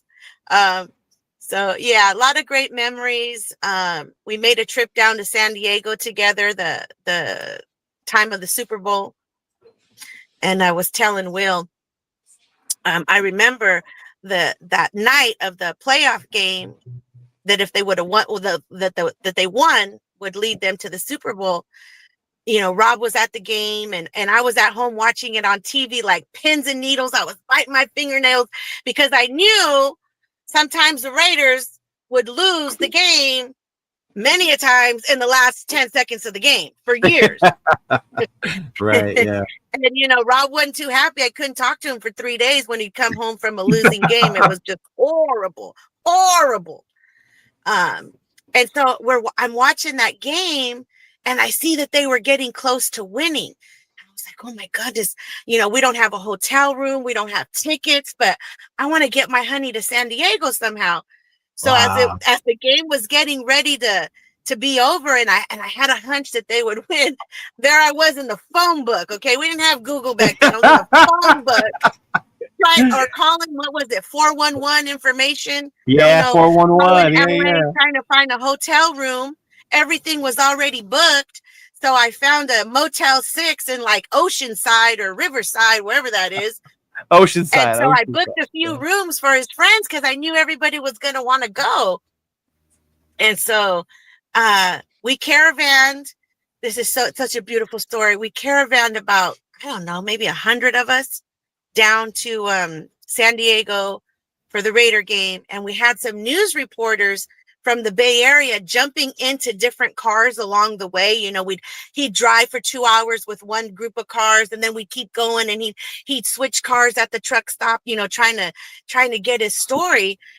Wow. And it starts getting dark, as we're making it to San Diego. We're like in East LA somewhere you don't want to get out if you're not from that neighborhood. And I'm driving the car. I got 4 dudes in my car, including Rob, and they got to go to the bathroom. And I'm like, I don't know where we're at. I got to find a McDonald's, trying to find a bathroom. And they're like, just pull over right here in this alley. And I'm like, are you kidding me? They're like, no, pull over. And I was like, okay. Next thing I know, they're pissing on some paisa's drawing or painting they got up there. And this dude comes to my window and he's like, yo, what's up? Where are you from? And I was like, oh, shit. I was like, just coming for the Raider game. And then he puts his hand in my car and I'm like, man, is he going to punch me or what? And he goes to fist bump me. And then these guys pop out of nowhere and they're telling Rob and his friends, like, why are you pissing on I forgot what it's called, their mural. And they're like, sorry, we didn't know. So they jumped in the car and we just kept going all the way to San Diego. And Rob was one of the few guys without a ticket. And so we go to this big party that they're having in San Diego. And there was this guy, I can't remember his name, but he had a radio show out this way in like Stockton, California, somewhere out there. And he told Rob, there is no way the Black Hole is going to this Super Bowl without you. And Rob was like, I can't, dude. I don't have a ticket. And he gave Rob a ticket. And he looked at me and he was like, bye, honey. I'm going to the game. And so, he tells all his boys, okay, you guys got to watch my wife for the game. So, anybody else who didn't have a ticket, there I was in San Diego, with a bunch of folks. And it was a great time. And, I eventually found him after the game. But that's a beautiful memory that I'll always cherish, was he made it to that game. And that just goes to show the love that is built within the Black Hole, because this guy could have easily sold that ticket for thousands of dollars. And he gave it to Rob. Right. That's awesome. So when Rob passed away, I found that guy's number, or, through people, connections or whatever. And I called him and I says, here I am calling you 20 some years later, because I never forgot what you did for Rob. And he was just so happy that I called him, and I was so happy to be able to thank him. And so no acts go unnoticed. That is so awesome. I love that story. That is so cool. I love stories like that. See, Jeff, you're not the only one who leaves their wife in the parking lot, apparently. Yes. It must be a Raider thing. Black Hole tradition. Gotta keep up with those traditions, guys. Let's go. You know what? I just want to jump in there for a second. I've only been into Black Hole for a very short time. So, I became a Black Hole member back in like mid-May of this year. And the way I was welcomed in by everybody that I've encountered that's already been a part of part of the Black Hole for years, they made me feel welcome. You know, I mean, I've never felt anything like this. The closest thing I've felt to camaraderie and kinship is my time in the fire service. To this has been this weekend here. What we just went through here was the closest thing I've had to that since leaving the fire service. And this felt so great this weekend, being around everybody and seeing guys that I talk to all the time and being in person with them. Like when I picked Nate up from the airport Wednesday night and seeing him, it's like it finally hit me that it's here. People are coming, and they're coming here to watch this team, and they're coming here to celebrate this and to experience that, watching everybody come in and just everybody just got along. There were no fights with each other. There were no arguments. There was no drama. I mean, it was just one big happy family. And I loved every aspect of that over the weekend. And I didn't want it to end. I'm telling you right now, if I could have stayed up and kept everybody here for forever, I would have. When I left and went to the hotel Sunday night, I said to Dawn, I said, this makes me want to move out west. I said, I want to but then that means you won't be the president out there. I said, I don't care. I want to be close to everybody that's out there. I mean, it was just amazing in how well everybody from the West that came out to the East Coast got along with everybody that lives here. You know, like that are part of my chapter and Raider fans that live in this area that weren't part of our chapter yet. They're going to be. Just got along with everybody so well. It's like it's that Raider thing. You know, it's that black hole thing. It's just everything just meshing together, just so perfect. I mean, I and this is where I felt as though I tried my best to honor Rob in that way that we did things. We did things with the you did a phenomenal job. Thank you. The aloha spirit.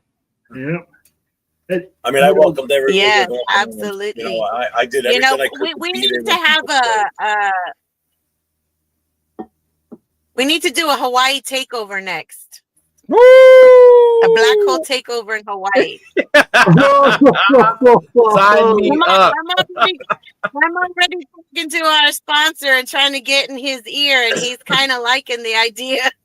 Oh, I'm loving that one. Oh my god! I just want to get to Vegas once, but I'll go to Hawaii. You know? Hey, you have no idea how much this is killing me not being able to be out there with you guys next Monday night. Oh, I bet, bro. It was the same way when you guys were I want to be out there so bad. Not even for the game. I'll sit in the freaking bar and watch the game, even though I don't drink anymore. I just want to be there with everybody. That's how much I miss everybody already. Yeah. You know? So I mean, I'm going to put a picture up. I just got it sent to me by Mike from Raw, okay? This is going to show you how many people showed up Sunday night. And he gave me the official number just now in a text. How many people showed up Sunday night at a bar in Boston after this game? 120 people walked through that door Sunday night in Boston. That was that Scorpion Bar. 120. That's us. And that's not even everybody that was there. Some people had already left at this point. But look at that. That's Black Hole. That's Raw. That's the Wrecking Crew is in there. There was people from all over that were in that photo right there. That's awesome. That's at about 12 o'clock at night, Will? 12:30? So like at midnight? All the days. I mean, pretty much we took the picture and then most people started to leave. Yeah. But yeah, that was insane. Look, I mean, I can imagine you guys started early. You guys tailgated. You guys went to the game. Then I heard it took forever to get out of the stadium. So by the time you made it to the Scorpion Bar, yeah. Well, the lot we were in, it was a late release lot. You can't leave until 75. Yeah, that's what I heard. Yeah. So, but that's amazing. If you look at that picture, how many people are there at that time of night after a whole day of being at the stadium for 7, 8 o'clock in the morning and still rolling like that? Yeah. They must have been blown away. Oh, they told Mike they want us back next year. So I told him, I said, they're definitely out. They're definitely in the plans. That's for sure. Whether it's whatever party we do, we're definitely going to use that place. So when he sent me that, I was like, God damn, that was one hell of a turnout for that time of night. I know you've been part of clubs and you've done the club thing, but when we were talking about this whole thing and you organizing, That's the part I was talking about. Because I've been to different places, and obviously there's more of us over here, but that's what it's like when we go. We'll go to the game, and we'll be at somewhere till like 2 a.m, bro. I remember in Oakland, the bar at the hotel would close, but they let us keep drinking out in the parking lot. And we'd be out there till like 2, 3 a.m. still doing that. And that's just that camaraderie that comes with being a Raider fan. And it's so awesome you got to experience that, bro. I love it. Yeah.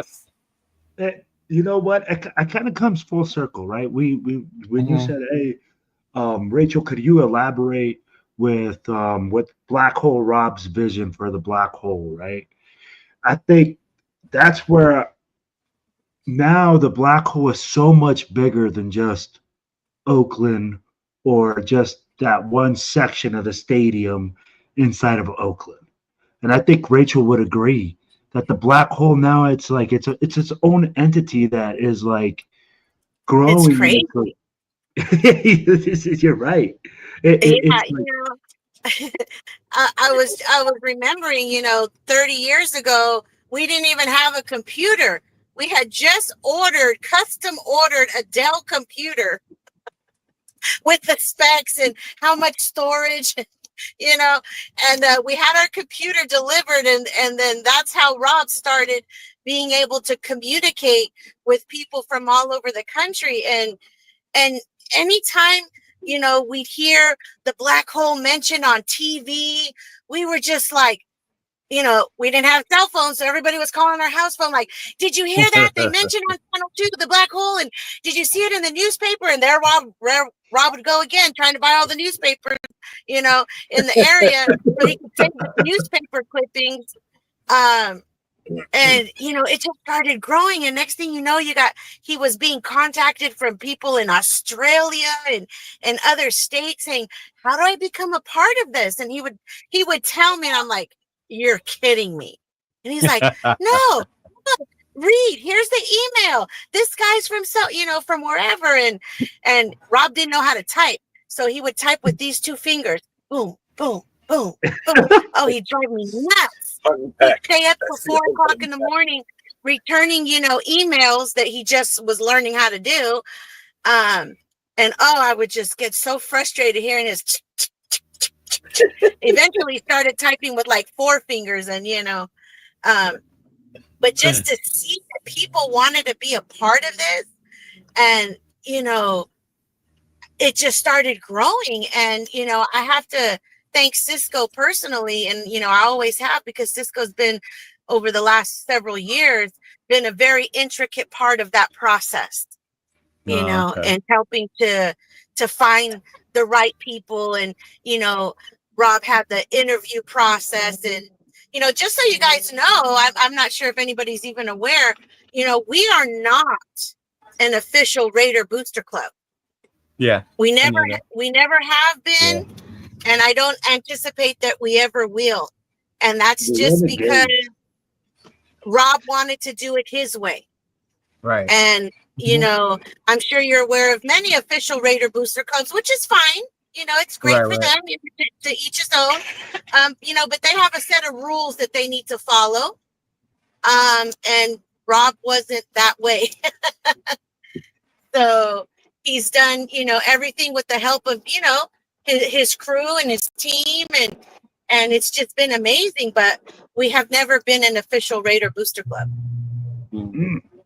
I was a president of the Booster Club, and you're right. It was officially, at one point, it was a recognized club by the Raiders, and yeah, there were rules, But the Booster Club, the whole process of fan groups was actually started with Al Davis, because it was the way that he wanted the fans involved, And some people broke off and didn't do a Booster Club; they did their own thing, like Rob did. He did his own thing the way he wanted it with his vision, and I see what his vision was. I feel as though it's really coming true. Here it is, 30 years later, it's still going strong. You're still adding people. Right. We've already picked up a few members since this weekend for my chapter, because of the notoriety that we got the word out there, and people saw us, and just all the, talking to people at the game that didn't even know we existed, and now.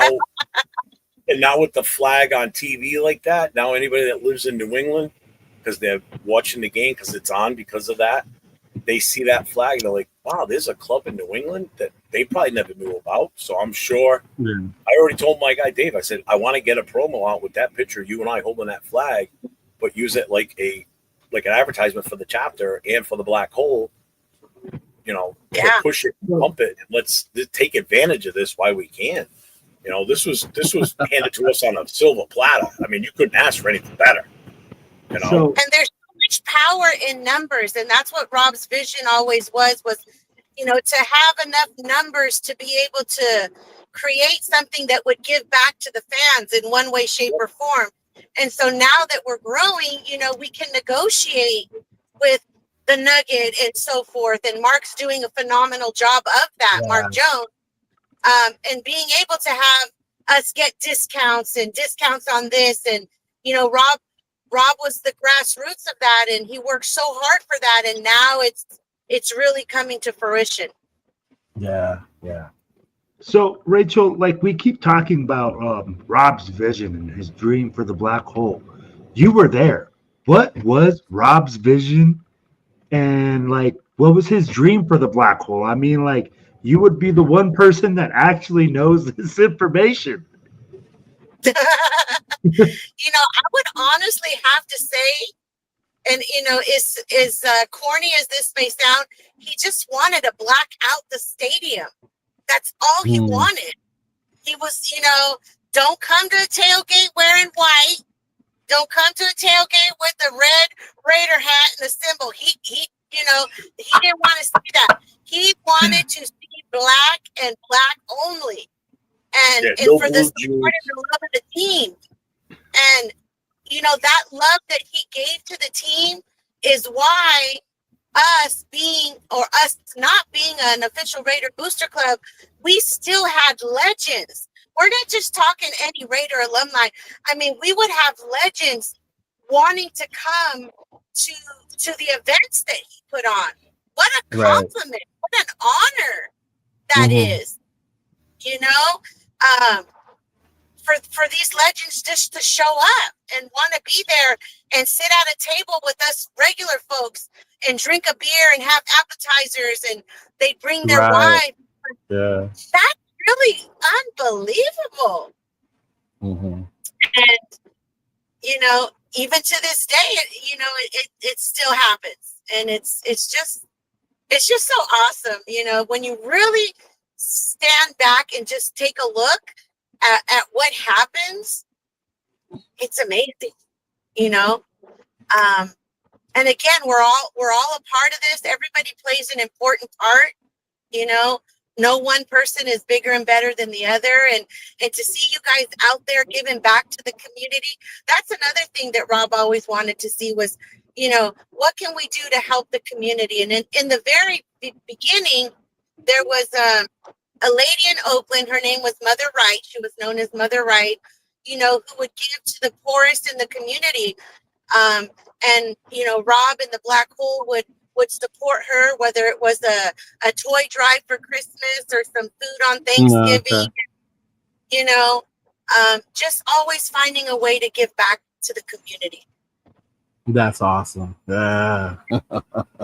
And that's really one of the things I want this channel to become too, a way for Black Hole members and chapters to spread their word on any of their fundraisers, charities that they're doing. I mean, this is a perfect platform for it. Absolutely. We did that 2 weeks ago. I think it's Tony. Is it Spokane, Washington? He's having these stickers printed, and he was telling me about it. I thought that was a phenomenal idea. Just wanting to pay it forward, and so Tony's vision is, okay, I'm gonna give you a sticker or two, and whatever you can do, to pay it forward to somebody else in your community, some small good deed, please do that. And, I really appreciate that he came up with that thought. And I was listening to your podcast the other day, and I was even telling my daughter about it, Jeff, about the family that you had mentioned who had a little girl named Autumn, and then their other son who had a terminal illness. And you guys raising money for that. And I think I heard the guy from New Jersey, having a fundraiser for some other kids in his area, and his daughter who was, I think, battling and overcame, I think it was leukemia, he said. I mean, you guys just have so many things going on, and each chapter is different. We're all growing, and I appreciate this space where you guys can share your ideas and build upon each other and help each other, because it's not easy. Some of these chapters may be self-sufficient and running good, and they got all the help they need. And then we've got other chapters that, are still trying to get more people involved. So for those of you that are out there doing awesome, more power to you. And for those of you that are still trying to kick it in gear, I feel you. I know how it is, and you'll get there. Yeah, I started my chapter brand new, zero member. And you're right. This helps. The guys help the way they spread the word. I had 2 more people join last week before we even started. I had people messaging me about meeting up in Vegas so they can join when they meet me down there. So yeah, it's definitely good to see. Or they don't even know that we have one now. You're getting the word out there. Like, when did this start? I just started it. Well, let's join. Okay. Yeah. That's how I gained a couple that we did. They didn't even know about us until they showed up. They saw the Instagram post. They showed up to the tailgate, the pregame party Saturday night, and they were hooked. They saw what was going on and they were loving it. So, and I'll tell you this, Rachel. I've been a fan for a long time. 83. I'm from LA. I started going to Oakland when I got out of the military. So like 2006, 2007. My first experience there was so humbling because I captured and embraced the Oakland mystique there. Meeting Rob, the Black Hole, all that stuff, Ricky's, all that. But I never really got into the club because I wasn't from that area. But then later on, I started doing the YouTube, and shout out to Marlene. Marlene invited me to the little barbecue they had up in Sacramento area. And I went, and the minute I got there, I've done many events doing merch, and a lot of people give you a stank face. Like, who are you? Like, what are you doing here? Like, why are you up here, right? I kid you not. The people there at the Black Hole, they helped me set up my tent.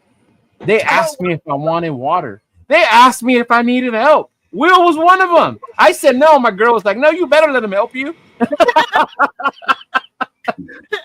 Right? I mean, there were so many. That was the first blackout of the season, baby. Yeah, they all came up and they helped me. And I remember thinking to myself, like, that's what I want to be a part of. Like, it doesn't matter where I came from. I was there. And, shout out to everyone. Sacramento, the 7 chapters, all of them, they re-invited us that next day to the Reno one. Come back next year, come to Reno. We're like, yes, we're going to come. It's just that camaraderie and that unity. And I felt more welcome there than I had in like any other event I had done. Then when I saw the opportunity, I told Cisco, I want to join. I want to start a chapter. Well, that's what it was like Sunday when we pulled up. I said, priority 1, we get my canopy up first because the Richmond. And everybody that was there, they got out of their cars, they grabbed the other canopies, they started setting those up, and we had one set up. We got the grill fight. I mean, everybody was clicking. I didn't have to tell anybody to do anything. They were just taking upon themselves to open up the even right now going to Arizona, Israel, Angel, all of them were hitting me up. Hey, Cheeto, are you coming? We're going to be here. Let us know if you need help with anything. I was like, man, that is amazing. Yeah. It was incredible how fast we got that set up, and we had a lot of stuff to set up, and it was like 5 minutes, and everything was out of my son's truck already, and half the shit was already out of my wife's car, and we were moving. It was just. You're gonna be able to go to the game? Huh? Who's going to home opener? Oh, I'll be there. Tito. I will be there. Yes. Yeah. You're I'll be a going, vendor right? at the takeover. So yeah. Will, are you going? You're not going? I thought you were. Nope, can't go, brother. I'll be like, shoot, Boston, tap me out. Oh, it's expensive, man. Trust me. Yeah. But I'll be there. And this is what kills me. I've never seen the Raiders play at home, ever. Whether it was LA, Oakland, or Vegas. I've yet to see them play at home. I've seen them on the road many times, but never at home. And, man, I wish I was there one day. I so wish I could. I wish I was. I had guys offer me their season tickets this weekend if you ever come out here, you got a free ticket on me. I'm like, damn. I'm like, all right. It was insane. I was like, I was blown away. I'm like, holy crap. Yeah. I mean, unbelievable. You know what, guys? I'm gonna tell you guys something, man. I think a lot of that spirit and the stuff that you guys are feeling are just ways that that there are key members in the black hole, like you guys said, that bring that aloha spirit, that bring that to you, that bring people together and are what I call those type of people are like big unifiers, right? They unify people because they're just their personalities, the way that they are, and the way that they make people gravitate towards each other. And Rachel said something about Rob. Rob was the biggest magnet of them all, right? Like his personality, just having fun, letting people make fun of him, and just embracing it all and taking all in stride. I think that is something that we now have with the black hole, which is just pieces like that are bringing in other pieces that bring that family love, you know. And like when Cheeto showed up to San Francisco, first time I ever seen him, I mean, like first I was thinking Cheeto was like at least 6'5", 6'3", you know what I'm saying? I'm like, all right, I see this guy walk up on my man. Hey, I think that's Cheeto, but nah, man, that guy's way too short. And that mohawk, though, that I was like, what is it called? The pro hawk or a mohawk? The mohawk, yeah. Mohawk. I was like, it has to be him. And then Marlene goes, Marlene goes like, hey, that's Cheeto. And I'm like, oh, that's Cheeto Linus from the YouTube thing? And she's like, yeah. I was like, and I see him putting out all this stuff out of his car, man. And I'm like, damn, that man looks like he got a lot of work to do. So, you know, he's out pulling this stuff, and I'm like, so I go over there and I'm just like, hey, Cheeto, if you guys need any help or whatever, just let us know. And of course, Cheeto at first probably like, no, man, this dude's gonna take half my stuff out of my car. I'm a freaking be half this stuff. This dude is just gonna take off on me. But it was just so cool to meet up with him, and like the vibe, man. The vibe was just incredible.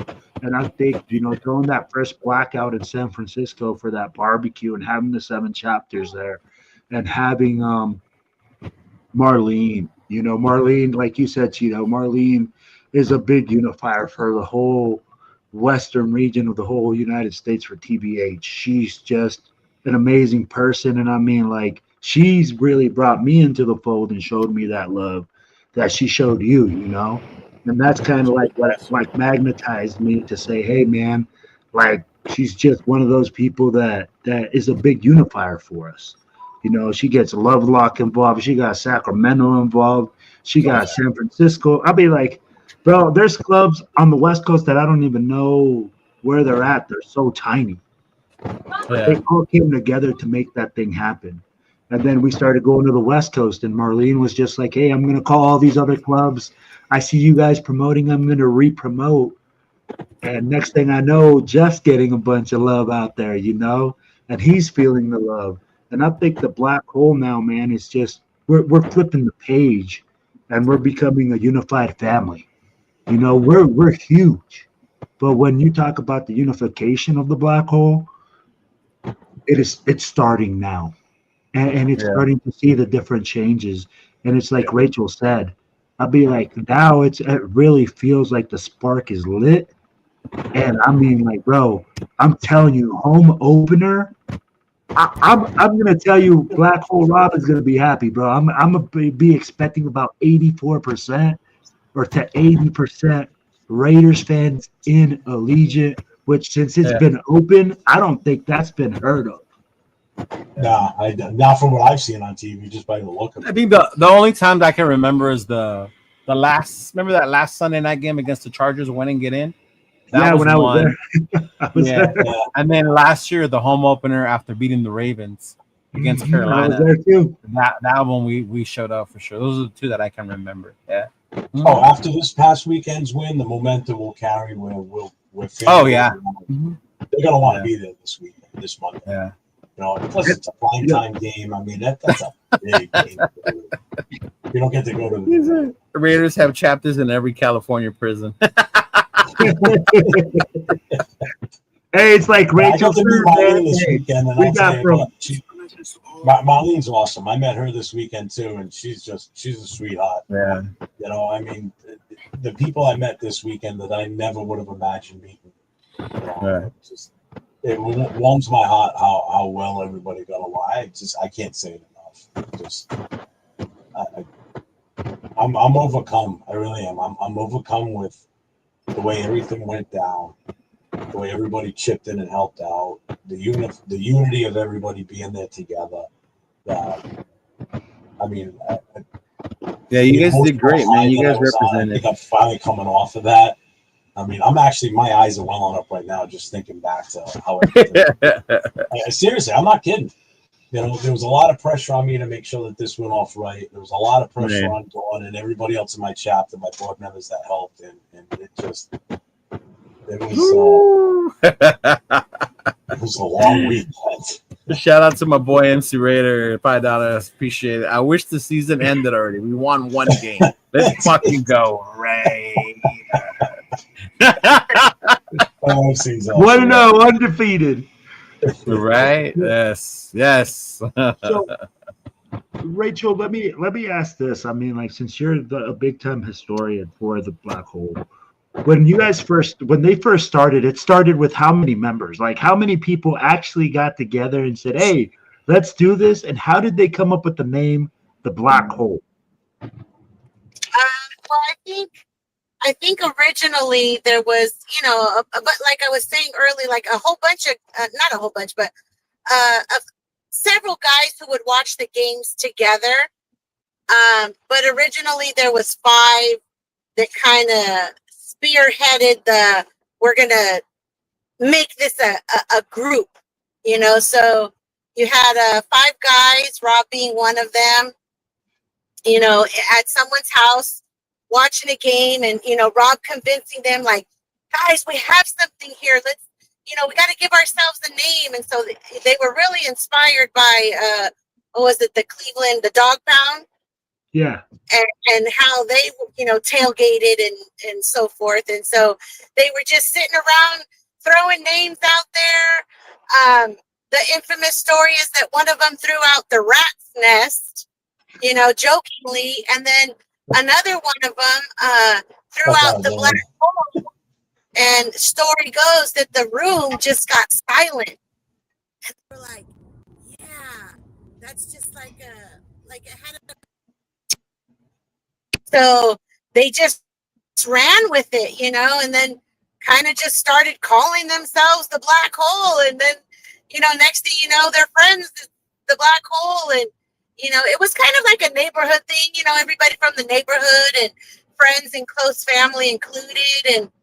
And I remember Rob making membership cards, on a white piece of paper, and ran them through the laminator that said, number 1, number 2, number 3, and had some image that somebody probably drew by hand or something. I don't remember exactly, but when Rob passed and I was going through the vault, I came across several that he had never had the opportunity to pass out.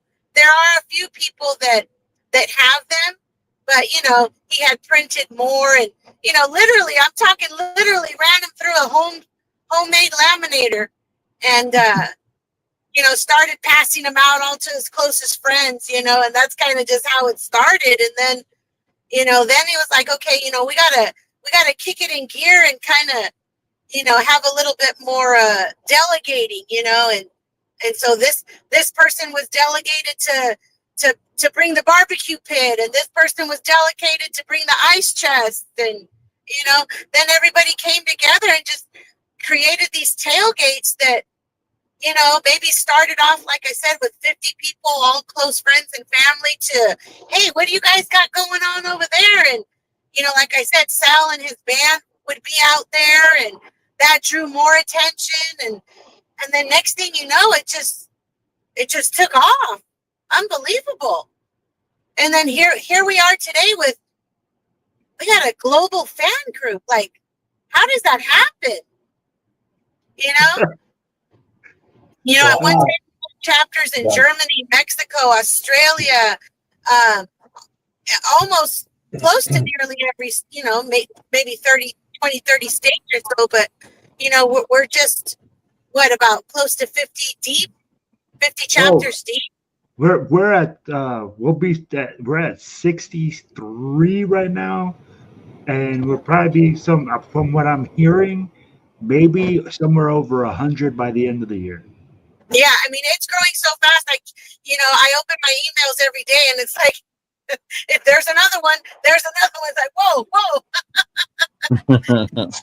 It was actually, I think. I remember Bob having this interview process. He was very, very particular on the questions that were asked of people who were interested, because he never wanted it to go left. He always wanted to stay on the right track and have people with good intentions, with the love of the team and the love of being part of, this camaraderie. And so he was very, very particular of who he allowed, to have a chapter. Right. And, he'd tell me, okay, honey, I'm about to get on another meeting. Can you be quiet, please? Okay, whatever, And during COVID, God bless his soul, I'm a teacher, so I'd be in the house on my computer giving class, and he'd be in the garage on the other side of the wall, running black hole stuff. And, he had to do a lot of interviews over Zoom. And he'd tell me, whatever you do, don't come in the garage for the next hour, because I'm doing it. And I'd be like, yeah, right, and I'd open the garage so I could wash clothes or on my break. And, he'd give me that dirty look like, come back in the house. I'm on an interview. But he was just very, very particular. And, I'm so proud that he was that way, because had he not been that way, this wouldn't be what it is today. Right. Well, I'm also glad I'm glad they didn't settle on the rat's nest. I can't see that on a Dickie shirt. It just don't go together. The black hole's perfect. Love it. The rat's nest just doesn't sound right. Yeah. And, I can't wait for the day that we start coming out with, or not coming out with more, but printing more of just the black hole shirts. Right now, those have to be, what do you call it? Made by an NFL approved licensed, manufacturer.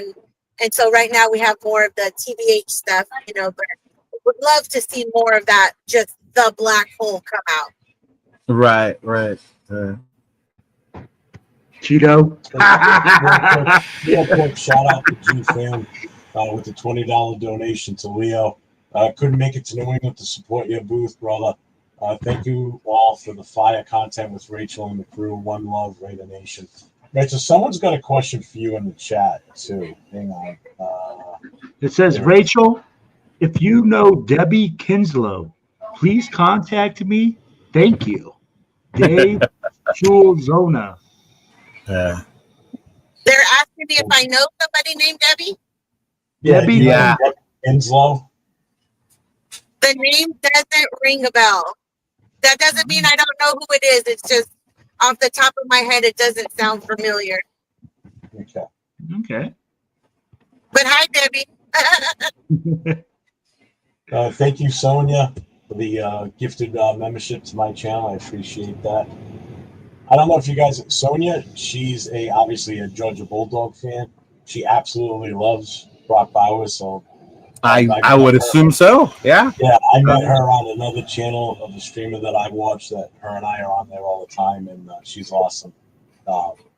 Yeah, she absolutely loves Brock Bowers. So every time I pop in, she's like, how's my boy doing? So he's a little banged up right now. He got a little banged up in New England this weekend. But he said he's going to play on Monday. Yeah, he'll be good to go Monday night.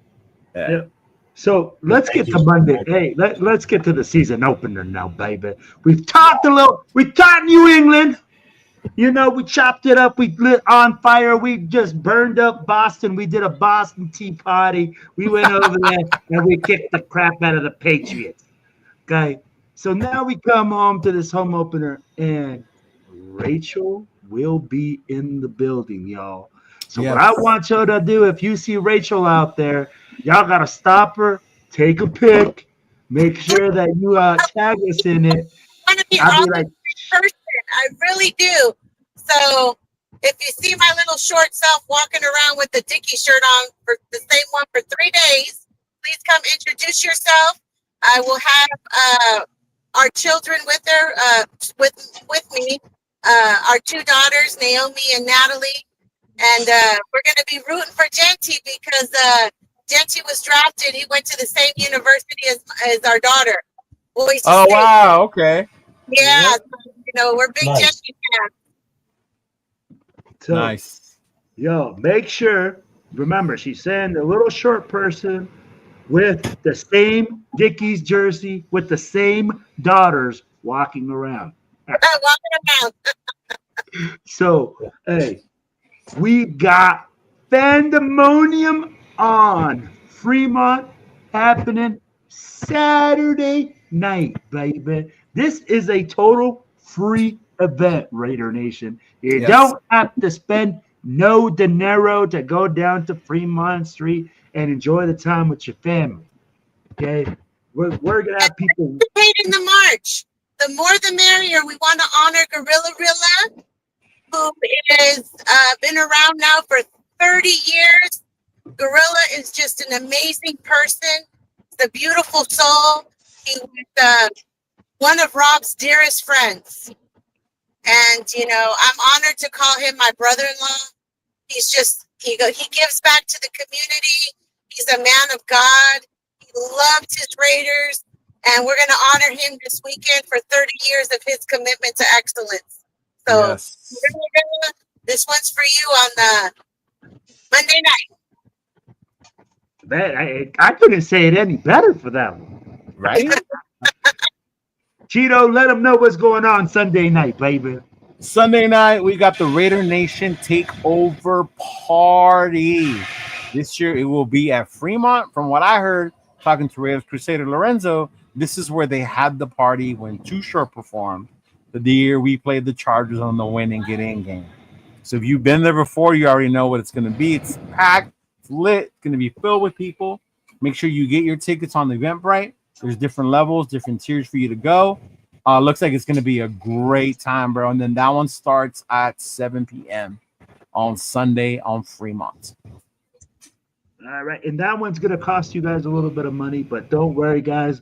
If you don't, like I said, different tiers from general admission to VIP status to tables. It's all up to how you want to enjoy yourself at. Yeah. And for those of you not going to that party, we can kick it together on Fremont Street. There you go. I'll be like, and that's the truth, guys. We're going to be having people everywhere. We got a little bit of something for everyone out there, right? Yeah. And that's what it's all about. We're just trying to do something where everybody can go out to go. We know that not everybody has all this excessive amount of money to go out to places and have drinks and all sorts of stuff. But you do have enough money to go out and do something for free. And I did see earlier on the Fremont website that Sunday, I believe starting at 2, because it is Mexican Independence Weekend, they will be having themed performances out there. So there will be mariachi, there will be Latin music, there will be cumbias. And like you said, that all is free on the Fremont Strip, you know, when you go down there. So if you want to be part of that, take care of that. It's a big weekend. Canelo versus Crawford that weekend.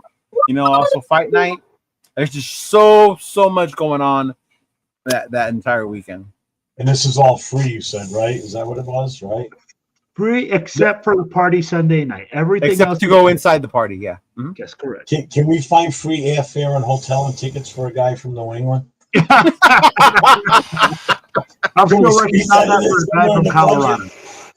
We're gonna work on that.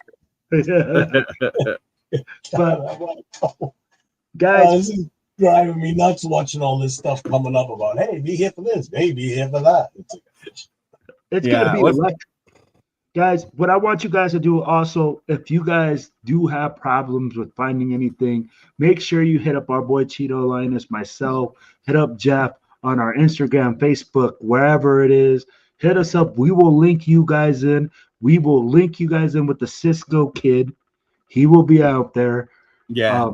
Like giving you guys up-to-date information. I'll be like, we'll link you in with whoever we have to make sure that you are at where you want to be. That's what a Raider Nation's all about. That's what family does. And the Black Hole family takes care of their own. So, guys, make sure that you guys link in. Let us know anything you guys need. If you guys have any questions, thoughts, concerns, we also will bring those up to management and let people know up top that there are concerns down at the bottom. All right. So if you ask me and I don't know the information, I will definitely find out for you. So yep. You have the majority of the flyers. I think I've sent them all to you. Yeah. What else do we got? Yeah. Oh, that's right. Guys, just so you guys know, the tailgate is gonna be in J-Lot from J1 through J5 with our boy Mike Scott. He will be DJing. You, but I can see you. The party popping, and you know he always gets it on fire, baby. So make sure you stop in that section. We know we were gonna have Blackout. We're working on it, guys. It is a Monday night game, so give us a little bit of time. But the Black Hole is working for y'all, and we still got a tailgate for y'all that's gonna be on and popping, and you already know it's gonna be fire. Yeah, J-Lo will definitely be there. Those of you who know, you already go. The majority of the people do like to go out there. It is a night game, so it is going to start, I believe, a lot open till like around 3 or something like that because the game's at 7. Yeah, So be out there. We will definitely be out there. I'll be out there. I know some people in the Black Hole. You got the Wrecking Crew that will be out there. I know you had that flyer earlier, the tailgate with friends one. So definitely we will all be out there, getting ready to go into that stadium, bro, and black it out. Rachel, will you be there? Okay. At the game, I will be there at the game. Nice. So, guys, make sure that if you see Rachel at the tailgate, you stop, you hound her down for a picture, and you make her feel like $1 million. I'd love to get to meet as many people as I can. I'll probably be with Senor and Cisco most of the weekend. They're usually my bodyguards. Okay, so that way I'll be able to find you quicker. I'll have a booth on Sunday, but when I see you with them, I'll make sure I know it's you. Yeah, definitely. Okay. I'm excited to meeting some of you guys. Well, all of you guys, if not this home opener weekend, God willing, soon. Yes, absolutely. Agreed. So, Rachel, can you tell us about the first home opener weekend that the Black Hole ever had? Oh gosh. Honestly, I probably don't remember.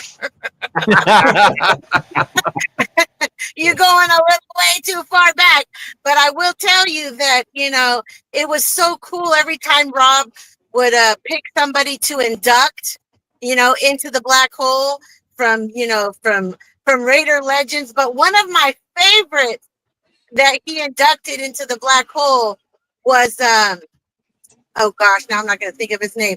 The repo guy from the TV show, Big Lou. Oh, wow. About that show. But we used to be hooked on that show. It was, you know what I'm talking about, Big Lou from Repo? Yeah. Yeah, I know what you're talking about. Mm-hmm. Yeah, so he inducted Big Lou. He was a big Raider fan into the Black Hole. And actually on that same night, I was so excited to meet Big Lou. It was like, oh my goodness, can I have your autograph? It was so cool. And on that same night, he was supposed to induct George Lopez. Oh, and, really? Really? Yeah. Let me say this. Fuck George Lopez. and you can tell him I said that because we also watched George Lopez's show back in the day. We're talking 15 years ago. We watched that show religiously. Love George Lopez. Found out, he was a big Raider fan. Rob arranged with George Lopez's people to come down to Ricky's. It was one of the, the parties, and he flaked. Oh, wow. Great. And Rob put them all over the flyers that he was coming, and he flaked, and people were pissed. No way. They thought blame him to be pissed. Yeah, definitely. Rob did that just to get people to come, but he did it. Right. And so from that day forward, in our house, we never watched George Lopez again. So fuck George Lopez. You can't fuck that puto real quick. Huh? Yeah. Oh, yeah. Man. That was terrible. Matter of fact, I think he ditched us for a J-Lo concert. Jennifer Lopez was in Oakland or something that night. Wow. And he went to the concert. Yeah, it was terrible. It was terrible. But I will tell you this. What I do remember is the best party. And probably Cisco, he's probably the best one to have footage of it, was the last party that Rob threw in Oakland. And we had, was that Coolio? Can't remember the guy. Now I'm having a freeze. I'm driving here in the mountain. Fantastic Voyage, Coolio? What'd you say? Fantastic Voyage, Coolio? I'm having a brain freeze. Sorry. That last party that we had in Oakland, I think we were 600 people there at the Radisson Hotel. And, we had live bands. Rob always had some great lineups. We had the guy, Richard Bean, who sings from Malo, Suavecito. Oh, okay. Yeah. It was just amazing to see all the people that wanted to be a part of these events. And so, those are memories that, I'm going to cherish, but the best one, I think, had to have been the last one. 600 people, not a problem in the house, everybody just getting along. It was just so cool. So cool. Mama Lynch came. Oh, okay. I think Elon said it was Joe Cooley that weekend. Yeah, there you go. Okay. And we had some guys from Tony play. Just had some amazing people over the years. Rodney and Joe Cooley. Okay. Rodney and Joe Cooley. There you go. Thank you. Yeah. Everybody wanted to be a part of this and make this such a beautiful experience. That is awesome. I'll tell you this, for the wedding, we walked into the Raider theme song. Rob wanted all silver and black for the wedding, and I was like, oh, come on, like, really? I wanted purple. And he was like, okay, I'm going to give in to your purple, but we are walking in, every couple being announced to the Raider theme song. So it was wow. This is, 25, 26 years ago, not too many people did that kind of stuff back then.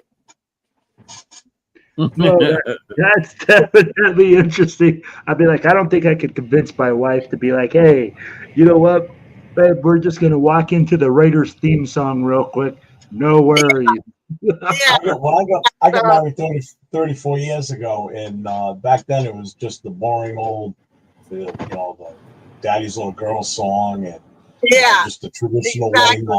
It's just nobody had any imagination back then to come over with all these weird things and everything like they do now. Oh, and I'll tell you one funny story. I used to work Sundays. I was a waitress back in my early days. And so, I worked at Applebee's in Hayward. And so I would often catch Rob being interviewed, at a tailgate. And so one day he thought he was bold, and he tells the news reporter, I told my wife we will never have children during football season. Well, let me tell you, he got blessed with 2 daughters in December, close to playoff. What year were they born? 2003 and 2006. Oh, okay. So they came after our playoff runs.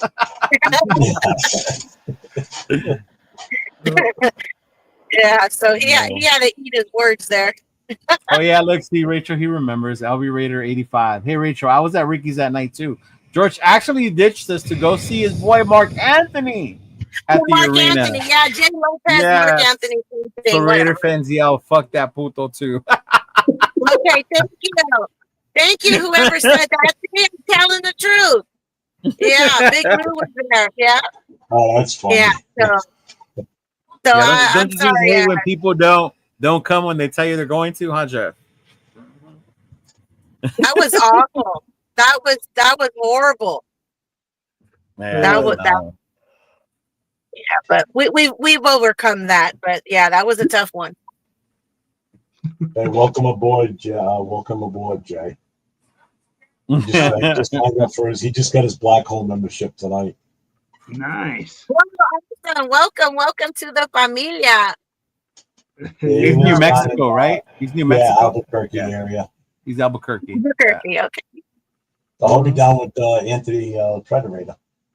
Yeah. So, is that where he's from? Yeah. Oh, that's right. Yeah.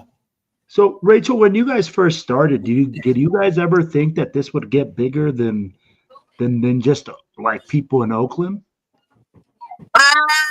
Well, let me just correct you on that. I wasn't a part of it. You know, I just want to make that clear. You know, that this was really Rob's thing. I was just a fly on the wall in the same household. You know, I never want to take credit for anything that I did not have a part of. But I appreciate your thoughtfulness and where you're going with that. But so just for that clarity, this was all Rob's thing and his team. I honestly have to say, I think Rob knew. I really do think that he knew that, or I should say I do know, because he would tell me, honey, this is big. We got something here. Like, people just, they love it. And he just had this vision that, to be honest, not a lot of people had that same vision. And people thought he was nuts. No, they really did. They're like, dude, really? Like, this is never going to be more than just a cool, fun ass tailgate with, maybe 100 people, and, his closest friends thought he was, like I told you in the beginning, he was always the goofball. So right. they knew Rob had this vision, and they all, each and every one of them gave him, how should I say that? They gave him their blessing and just let him run with it. Whether they thought he was crazy or not. And I kind of thought he was crazy myself. That makes sense. It's like, who could ever really imagine that we were going to be where we are today? That's cool. But I think Rob always knew. He just always felt that in his heart. And so everything he did was his passion for the team. And, how hurt he was when that team up and left and just ripped a hole in his heart. Oh, I can imagine. He was out there trying to fight to keep this team in Oakland with the powers that be. He was at every meeting there was in the city. He took my daughter with him, to meet all these council people and do what he could to gather people. And there was other people involved too. Many other fan groups that were a part of that, and everybody did their part. But, he fought with all his heart and soul to do what he could to keep the team in Oakland, but it obviously didn't work. So here we are today in Vegas. Yeah. You said that he was part of a group that wanted to hold the team in Oakland. Oh, yeah. He was at every meeting. how was that time as like in the household? I'd be like, was it a real stressful time for you guys at that time? The whole 25 years was stressful. It was stressful. You know, being with the record that this team had for many years. And I mean, just like you guys too, Rob was like a firecracker if you dare talk shit about his team. Like, I couldn't take him nowhere. You know, I had to be like, honey, they're just, you know, don't pay attention to them. They're just getting on you, you know. Oh, his feathers would be ruffled. And so that, you know, that was hard. The losing streaks was hard. You know, watching him sacrifice what he had to keep the black hole going. I mean, it wasn't easy. It was not easy. You know, people got jobs, people got to work, got to pay the rent, you know, and at the same time try to keep this going. You know, towards the end, before they moved, you know, again, he wasn't the only one. There was lots of fan groups out there going to rallies and going to, you know, city council meetings and, you know, trying to put things together. You know, everybody did what they could, but it just wasn't meant to be, I guess.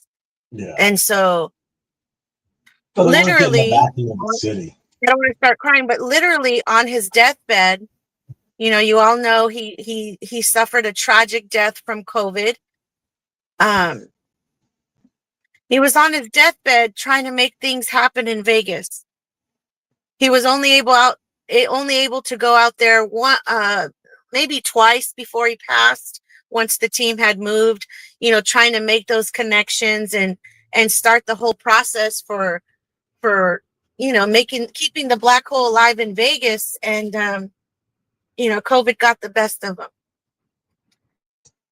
So, you know, he tried until his last breath to make this happen. And so that's why for me, it's so important that I see this. It's all I want to see. You know, when I went to Vegas a few months ago, almost a year now, and I saw that logo up in the lights, and, you know, thanks to Mark Jones, who's making all this happen. And I saw that logo up there in the clubs and everything.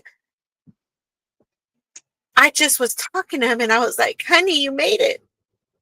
You made it. You're here. And it's just going to continue to grow, God willing. And my other hope is that we can make more and more things happen for the benefit of our fans, because the fans have really paid the price in one way, shape, or form with this team being uprooted more than once. You know, with the prices, like we're all talking about. Shit, I could barely afford to go to Vegas. I got to save my cans, and that's no joke.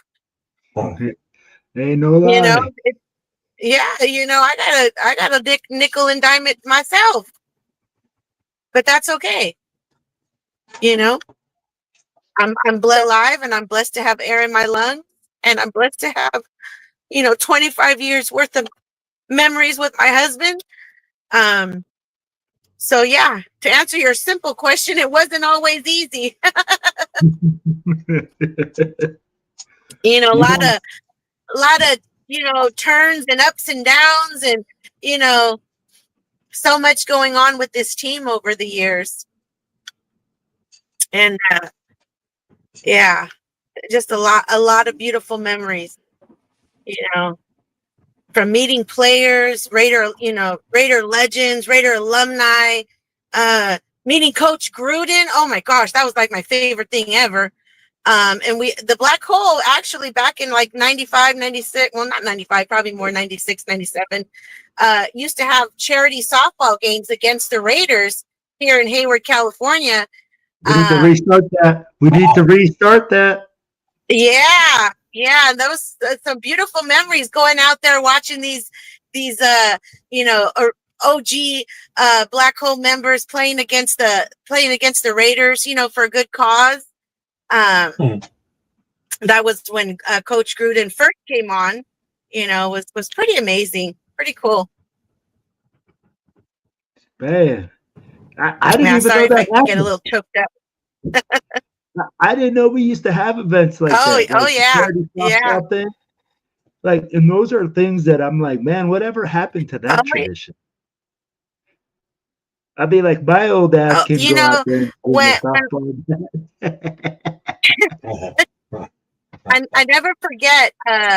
Gosh, this was probably about 97, maybe 98. We had one of the rookie players on the team that year. His name was Grady Jackson. It was him and a few others came over to. It was him and three, I think 2 or 3 others, rookies that year, came over to my aunt's house. My cousin Dave Monzo, who was one of the originals. We were all barbecuing at my aunt's house in Hayward, and those rookies came and were playing football with my little cousins and all the little kids from the neighborhood playing football in the middle of the street. Who can say that? Who can say that any rookie players from the NFL are chilling, in the hood playing football with the local kids? Like that. That's pretty awesome. And we shared that memory. And so Grady Jackson actually became. He stood with the team for a few years before he went to. I want to say the Saints. But he became very close and personal friends with Rob and a few others of the originals. He'd bring his wife over. We had spaghetti.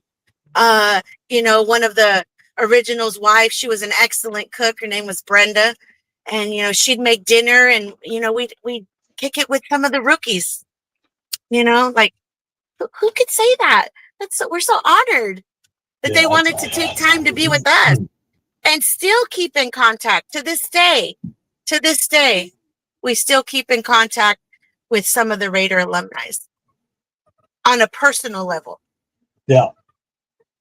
The friendships, I know you guys all are familiar with JT the Brick, but he's a dear friend of our family, a dear, close and personal friend of Rob's.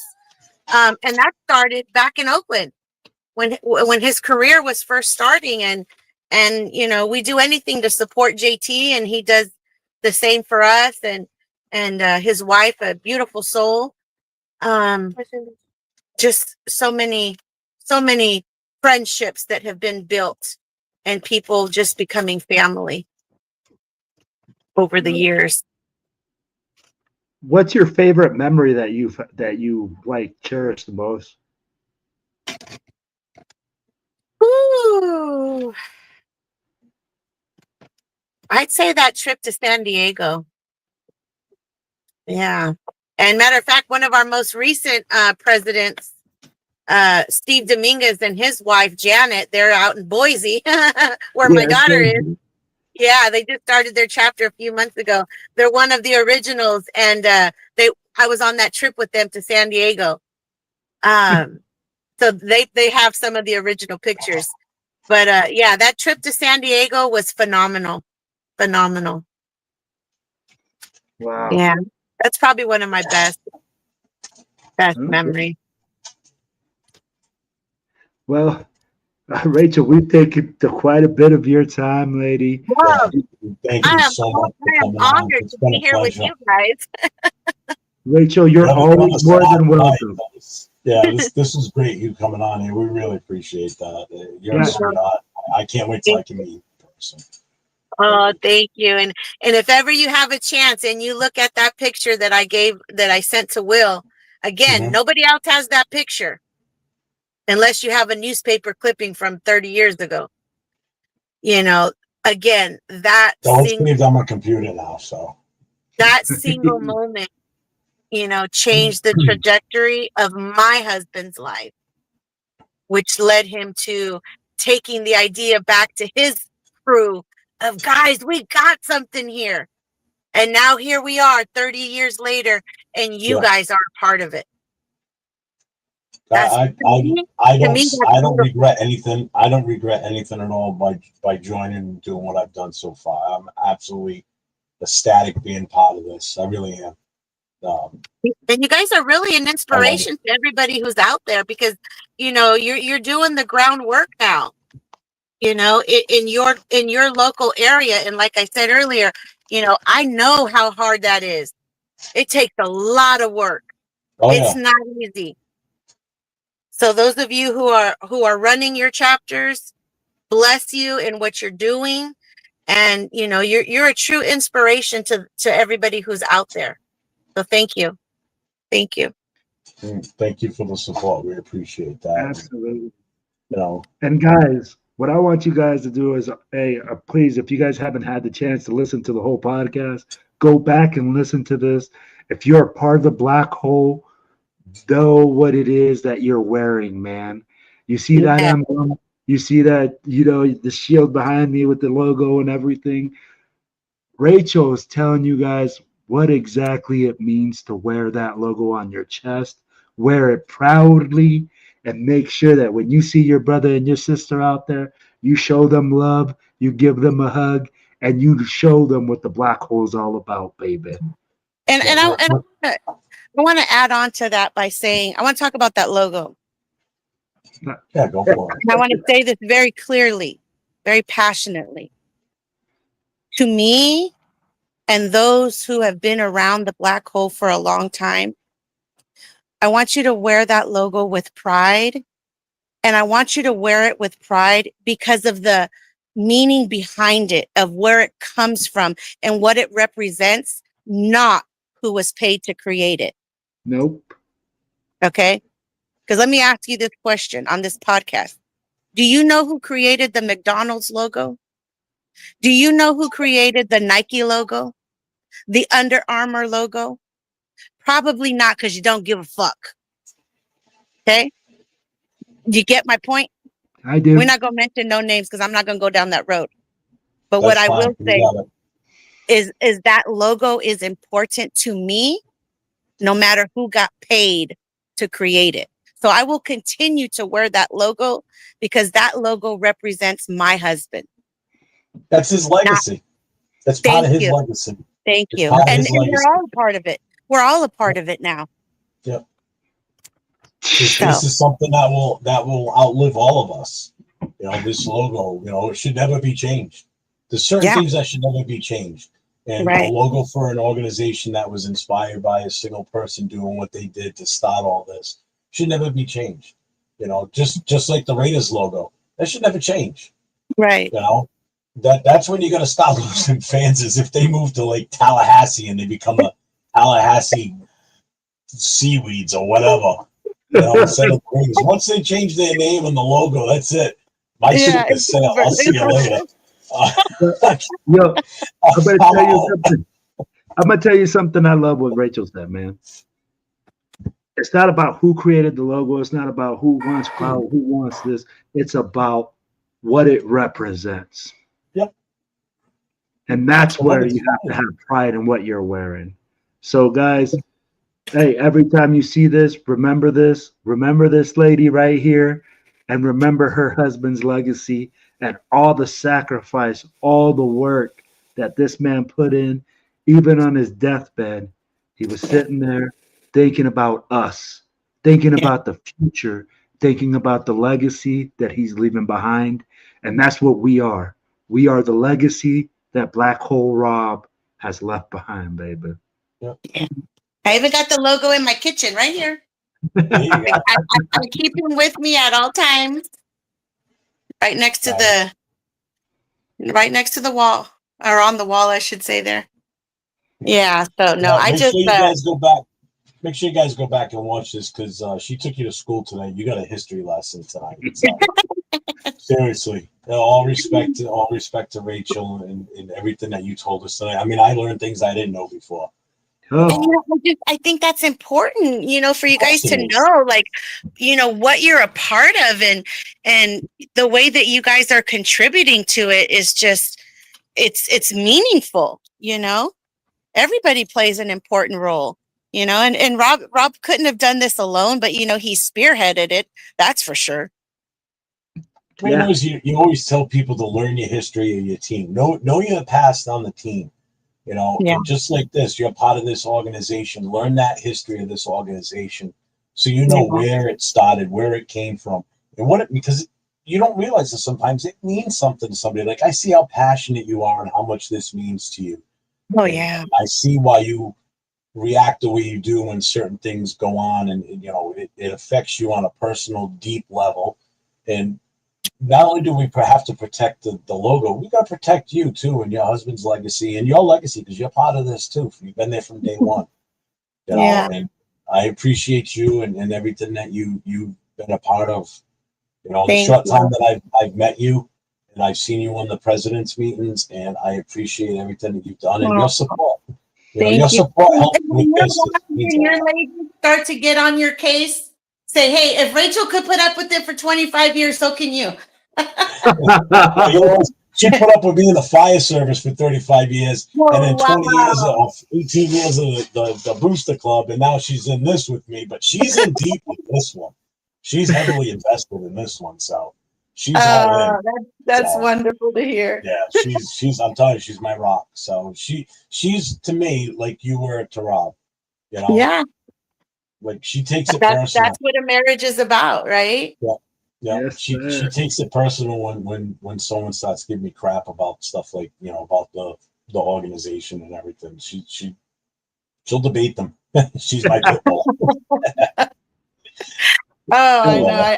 I can't tell you how many times I had to pull Rob back, literally, like, please, honey, just don't Yeah. don't punch him, please. Just Yeah, don't that's listen to her. him. Don't listen to him. It's okay. So, Yeah. hey, but I'm gonna let you guys know in a little secret.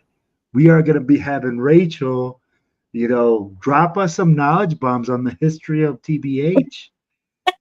We're gonna be having her come back on and tell us like the history. She is the history book of TBH, and we cannot And wait. I'm actually surprised I was able to do it tonight. Like I said, you know, people have been knocking down my doors for years, and I just, you know, I talk to Cisco like a couple times a week, and for years we weren't even able to have a conversation without us really breaking down and crying. It really hasn't been since probably the last 6-7 months that we're able to have a conversation and not need a box of Kleenex. You know, so I mean, you're getting to me because I'm a big softie. So I mean, you're getting to me. So trust me, I felt it on this end, and I never even knew the gentleman. You know, I just see you and how emotional and how, you know, passionate you are about everything, and I get it. I get it 100%. You know, and Dawn gets it too. You know, so and she knows how much this means to me. yeah, You know, yeah. so And that's why I just, you know, I just always sat back and, you know, this was Rob's thing, you know, and I just, you know, let him do his thing and participated when I could, you know, but I just, you know, always let him do his thing. And this is what became of it. And sometimes that wasn't always easy, right? you're a very proud wife, 100%. Yeah, you know, it's like, really, And I never football met you. again? I thought football was only on Saturdays. Then it turned into Mondays and Thursdays and my goodness, like Oh, this is year round. Yeah. oh yeah, totally. Never ends. But Well, guys, I you, think you got any final words you want to give Rachel before we call it a night, or anything else you want to add? let them know, Rachel. Let them know right now. Let him know right now. Yeah. No, I said I don't think you heard me. I said, there any last words you want to say before we part ways tonight, or anything you want to add? Final thought. You know, once again, I just want to say thank you to everyone. I'm just truly humbled. I can't express it any other way. How humbled I am for all of you and all of those out there that are just members and you know, just getting started. I mean, I'm just so humbled that you guys even want to be a part of this. I'm still amazed, you know, 30 years later. So what I want to part with is just say thank you. and wear black. Don't come to the game wearing a white jersey with black writing. That doesn't count. Gotta be black. Gotta be black. You heard it. Anything? You good, Will? You got anything? Guys, what I want to do is just make sure that you guys know, again, Fandemonium. We got it Saturday night. It's a free event by the Black Hole, for the Black Hole, for Raider Nation, for all of us to go out there and unite on Fremont Street. You're going to see a show. You're going to have the lights. You're going to have the zip lines flying around. You're going to have a whole bunch of Raiders fans just hanging out, having a good time on Fremont Street. On Sunday, like Rachel said, you'll have Raiders fans all over Fremont Street still. So go on out there and support. Hit your people up. We're going to have the tailgate at J-Lot, J1 through 5. We're going to have parties on Sunday night. We're going to have all sorts of crazy stuff. And it's all for you guys, Raider Nation. It's not for us. It's all for the family. And like, again, the Black Hole is all for its people. All the Black Hole events are free. I got a question. What's the weight limit on the zip line? That's an important question. Because if you haven't noticed, we got some big boys in this organization and Raider fans in general. Because I saw quite a few this weekend. I was still bigger than them, but there's some big boys.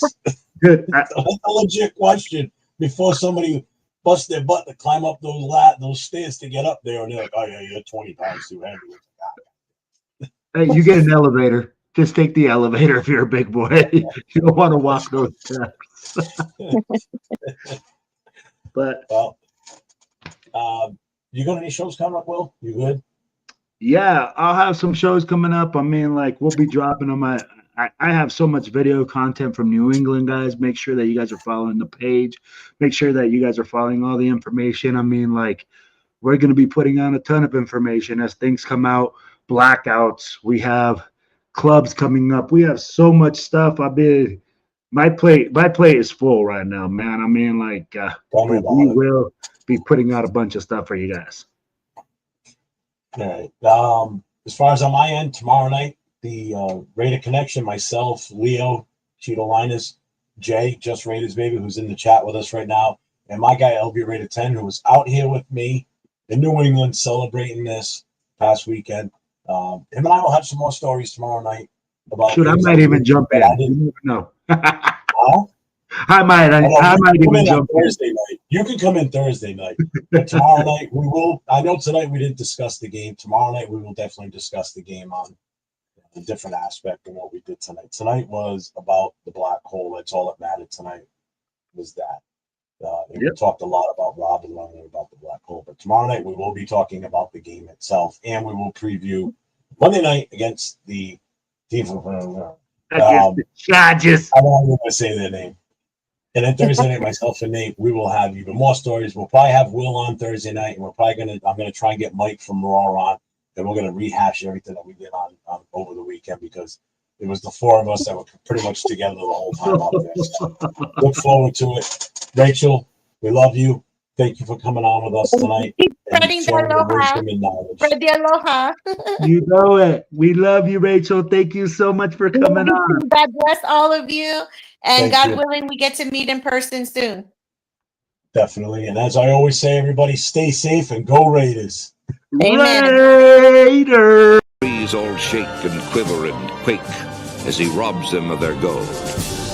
The autumn wind is a raider, pillaging just for fun. He'll knock you round and upside down and laugh when he's conquered and won.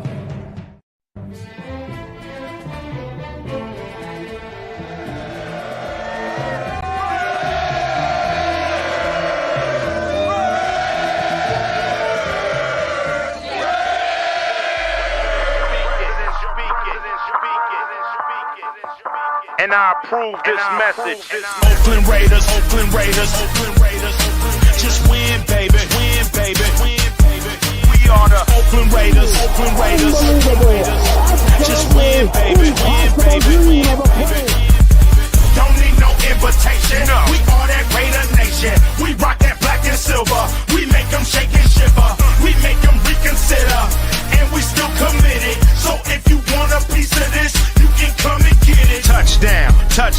Let's throw a bomb on first down. Let's throw a bomb on every down. First we score, then we clown. Having fun, look around. Nobody loud as a Raider crowd. Nobody proud as a Raider crowd. NFL, how you like me now? We gon' do this open style. None but action. I'm Bo Jackson. Hit the hole, run you over. Goal line, jumping over. Going crazy. Lose your soul, lose your mind in the black hole. Here's the goal, Super Bowl. And everybody here, get to go.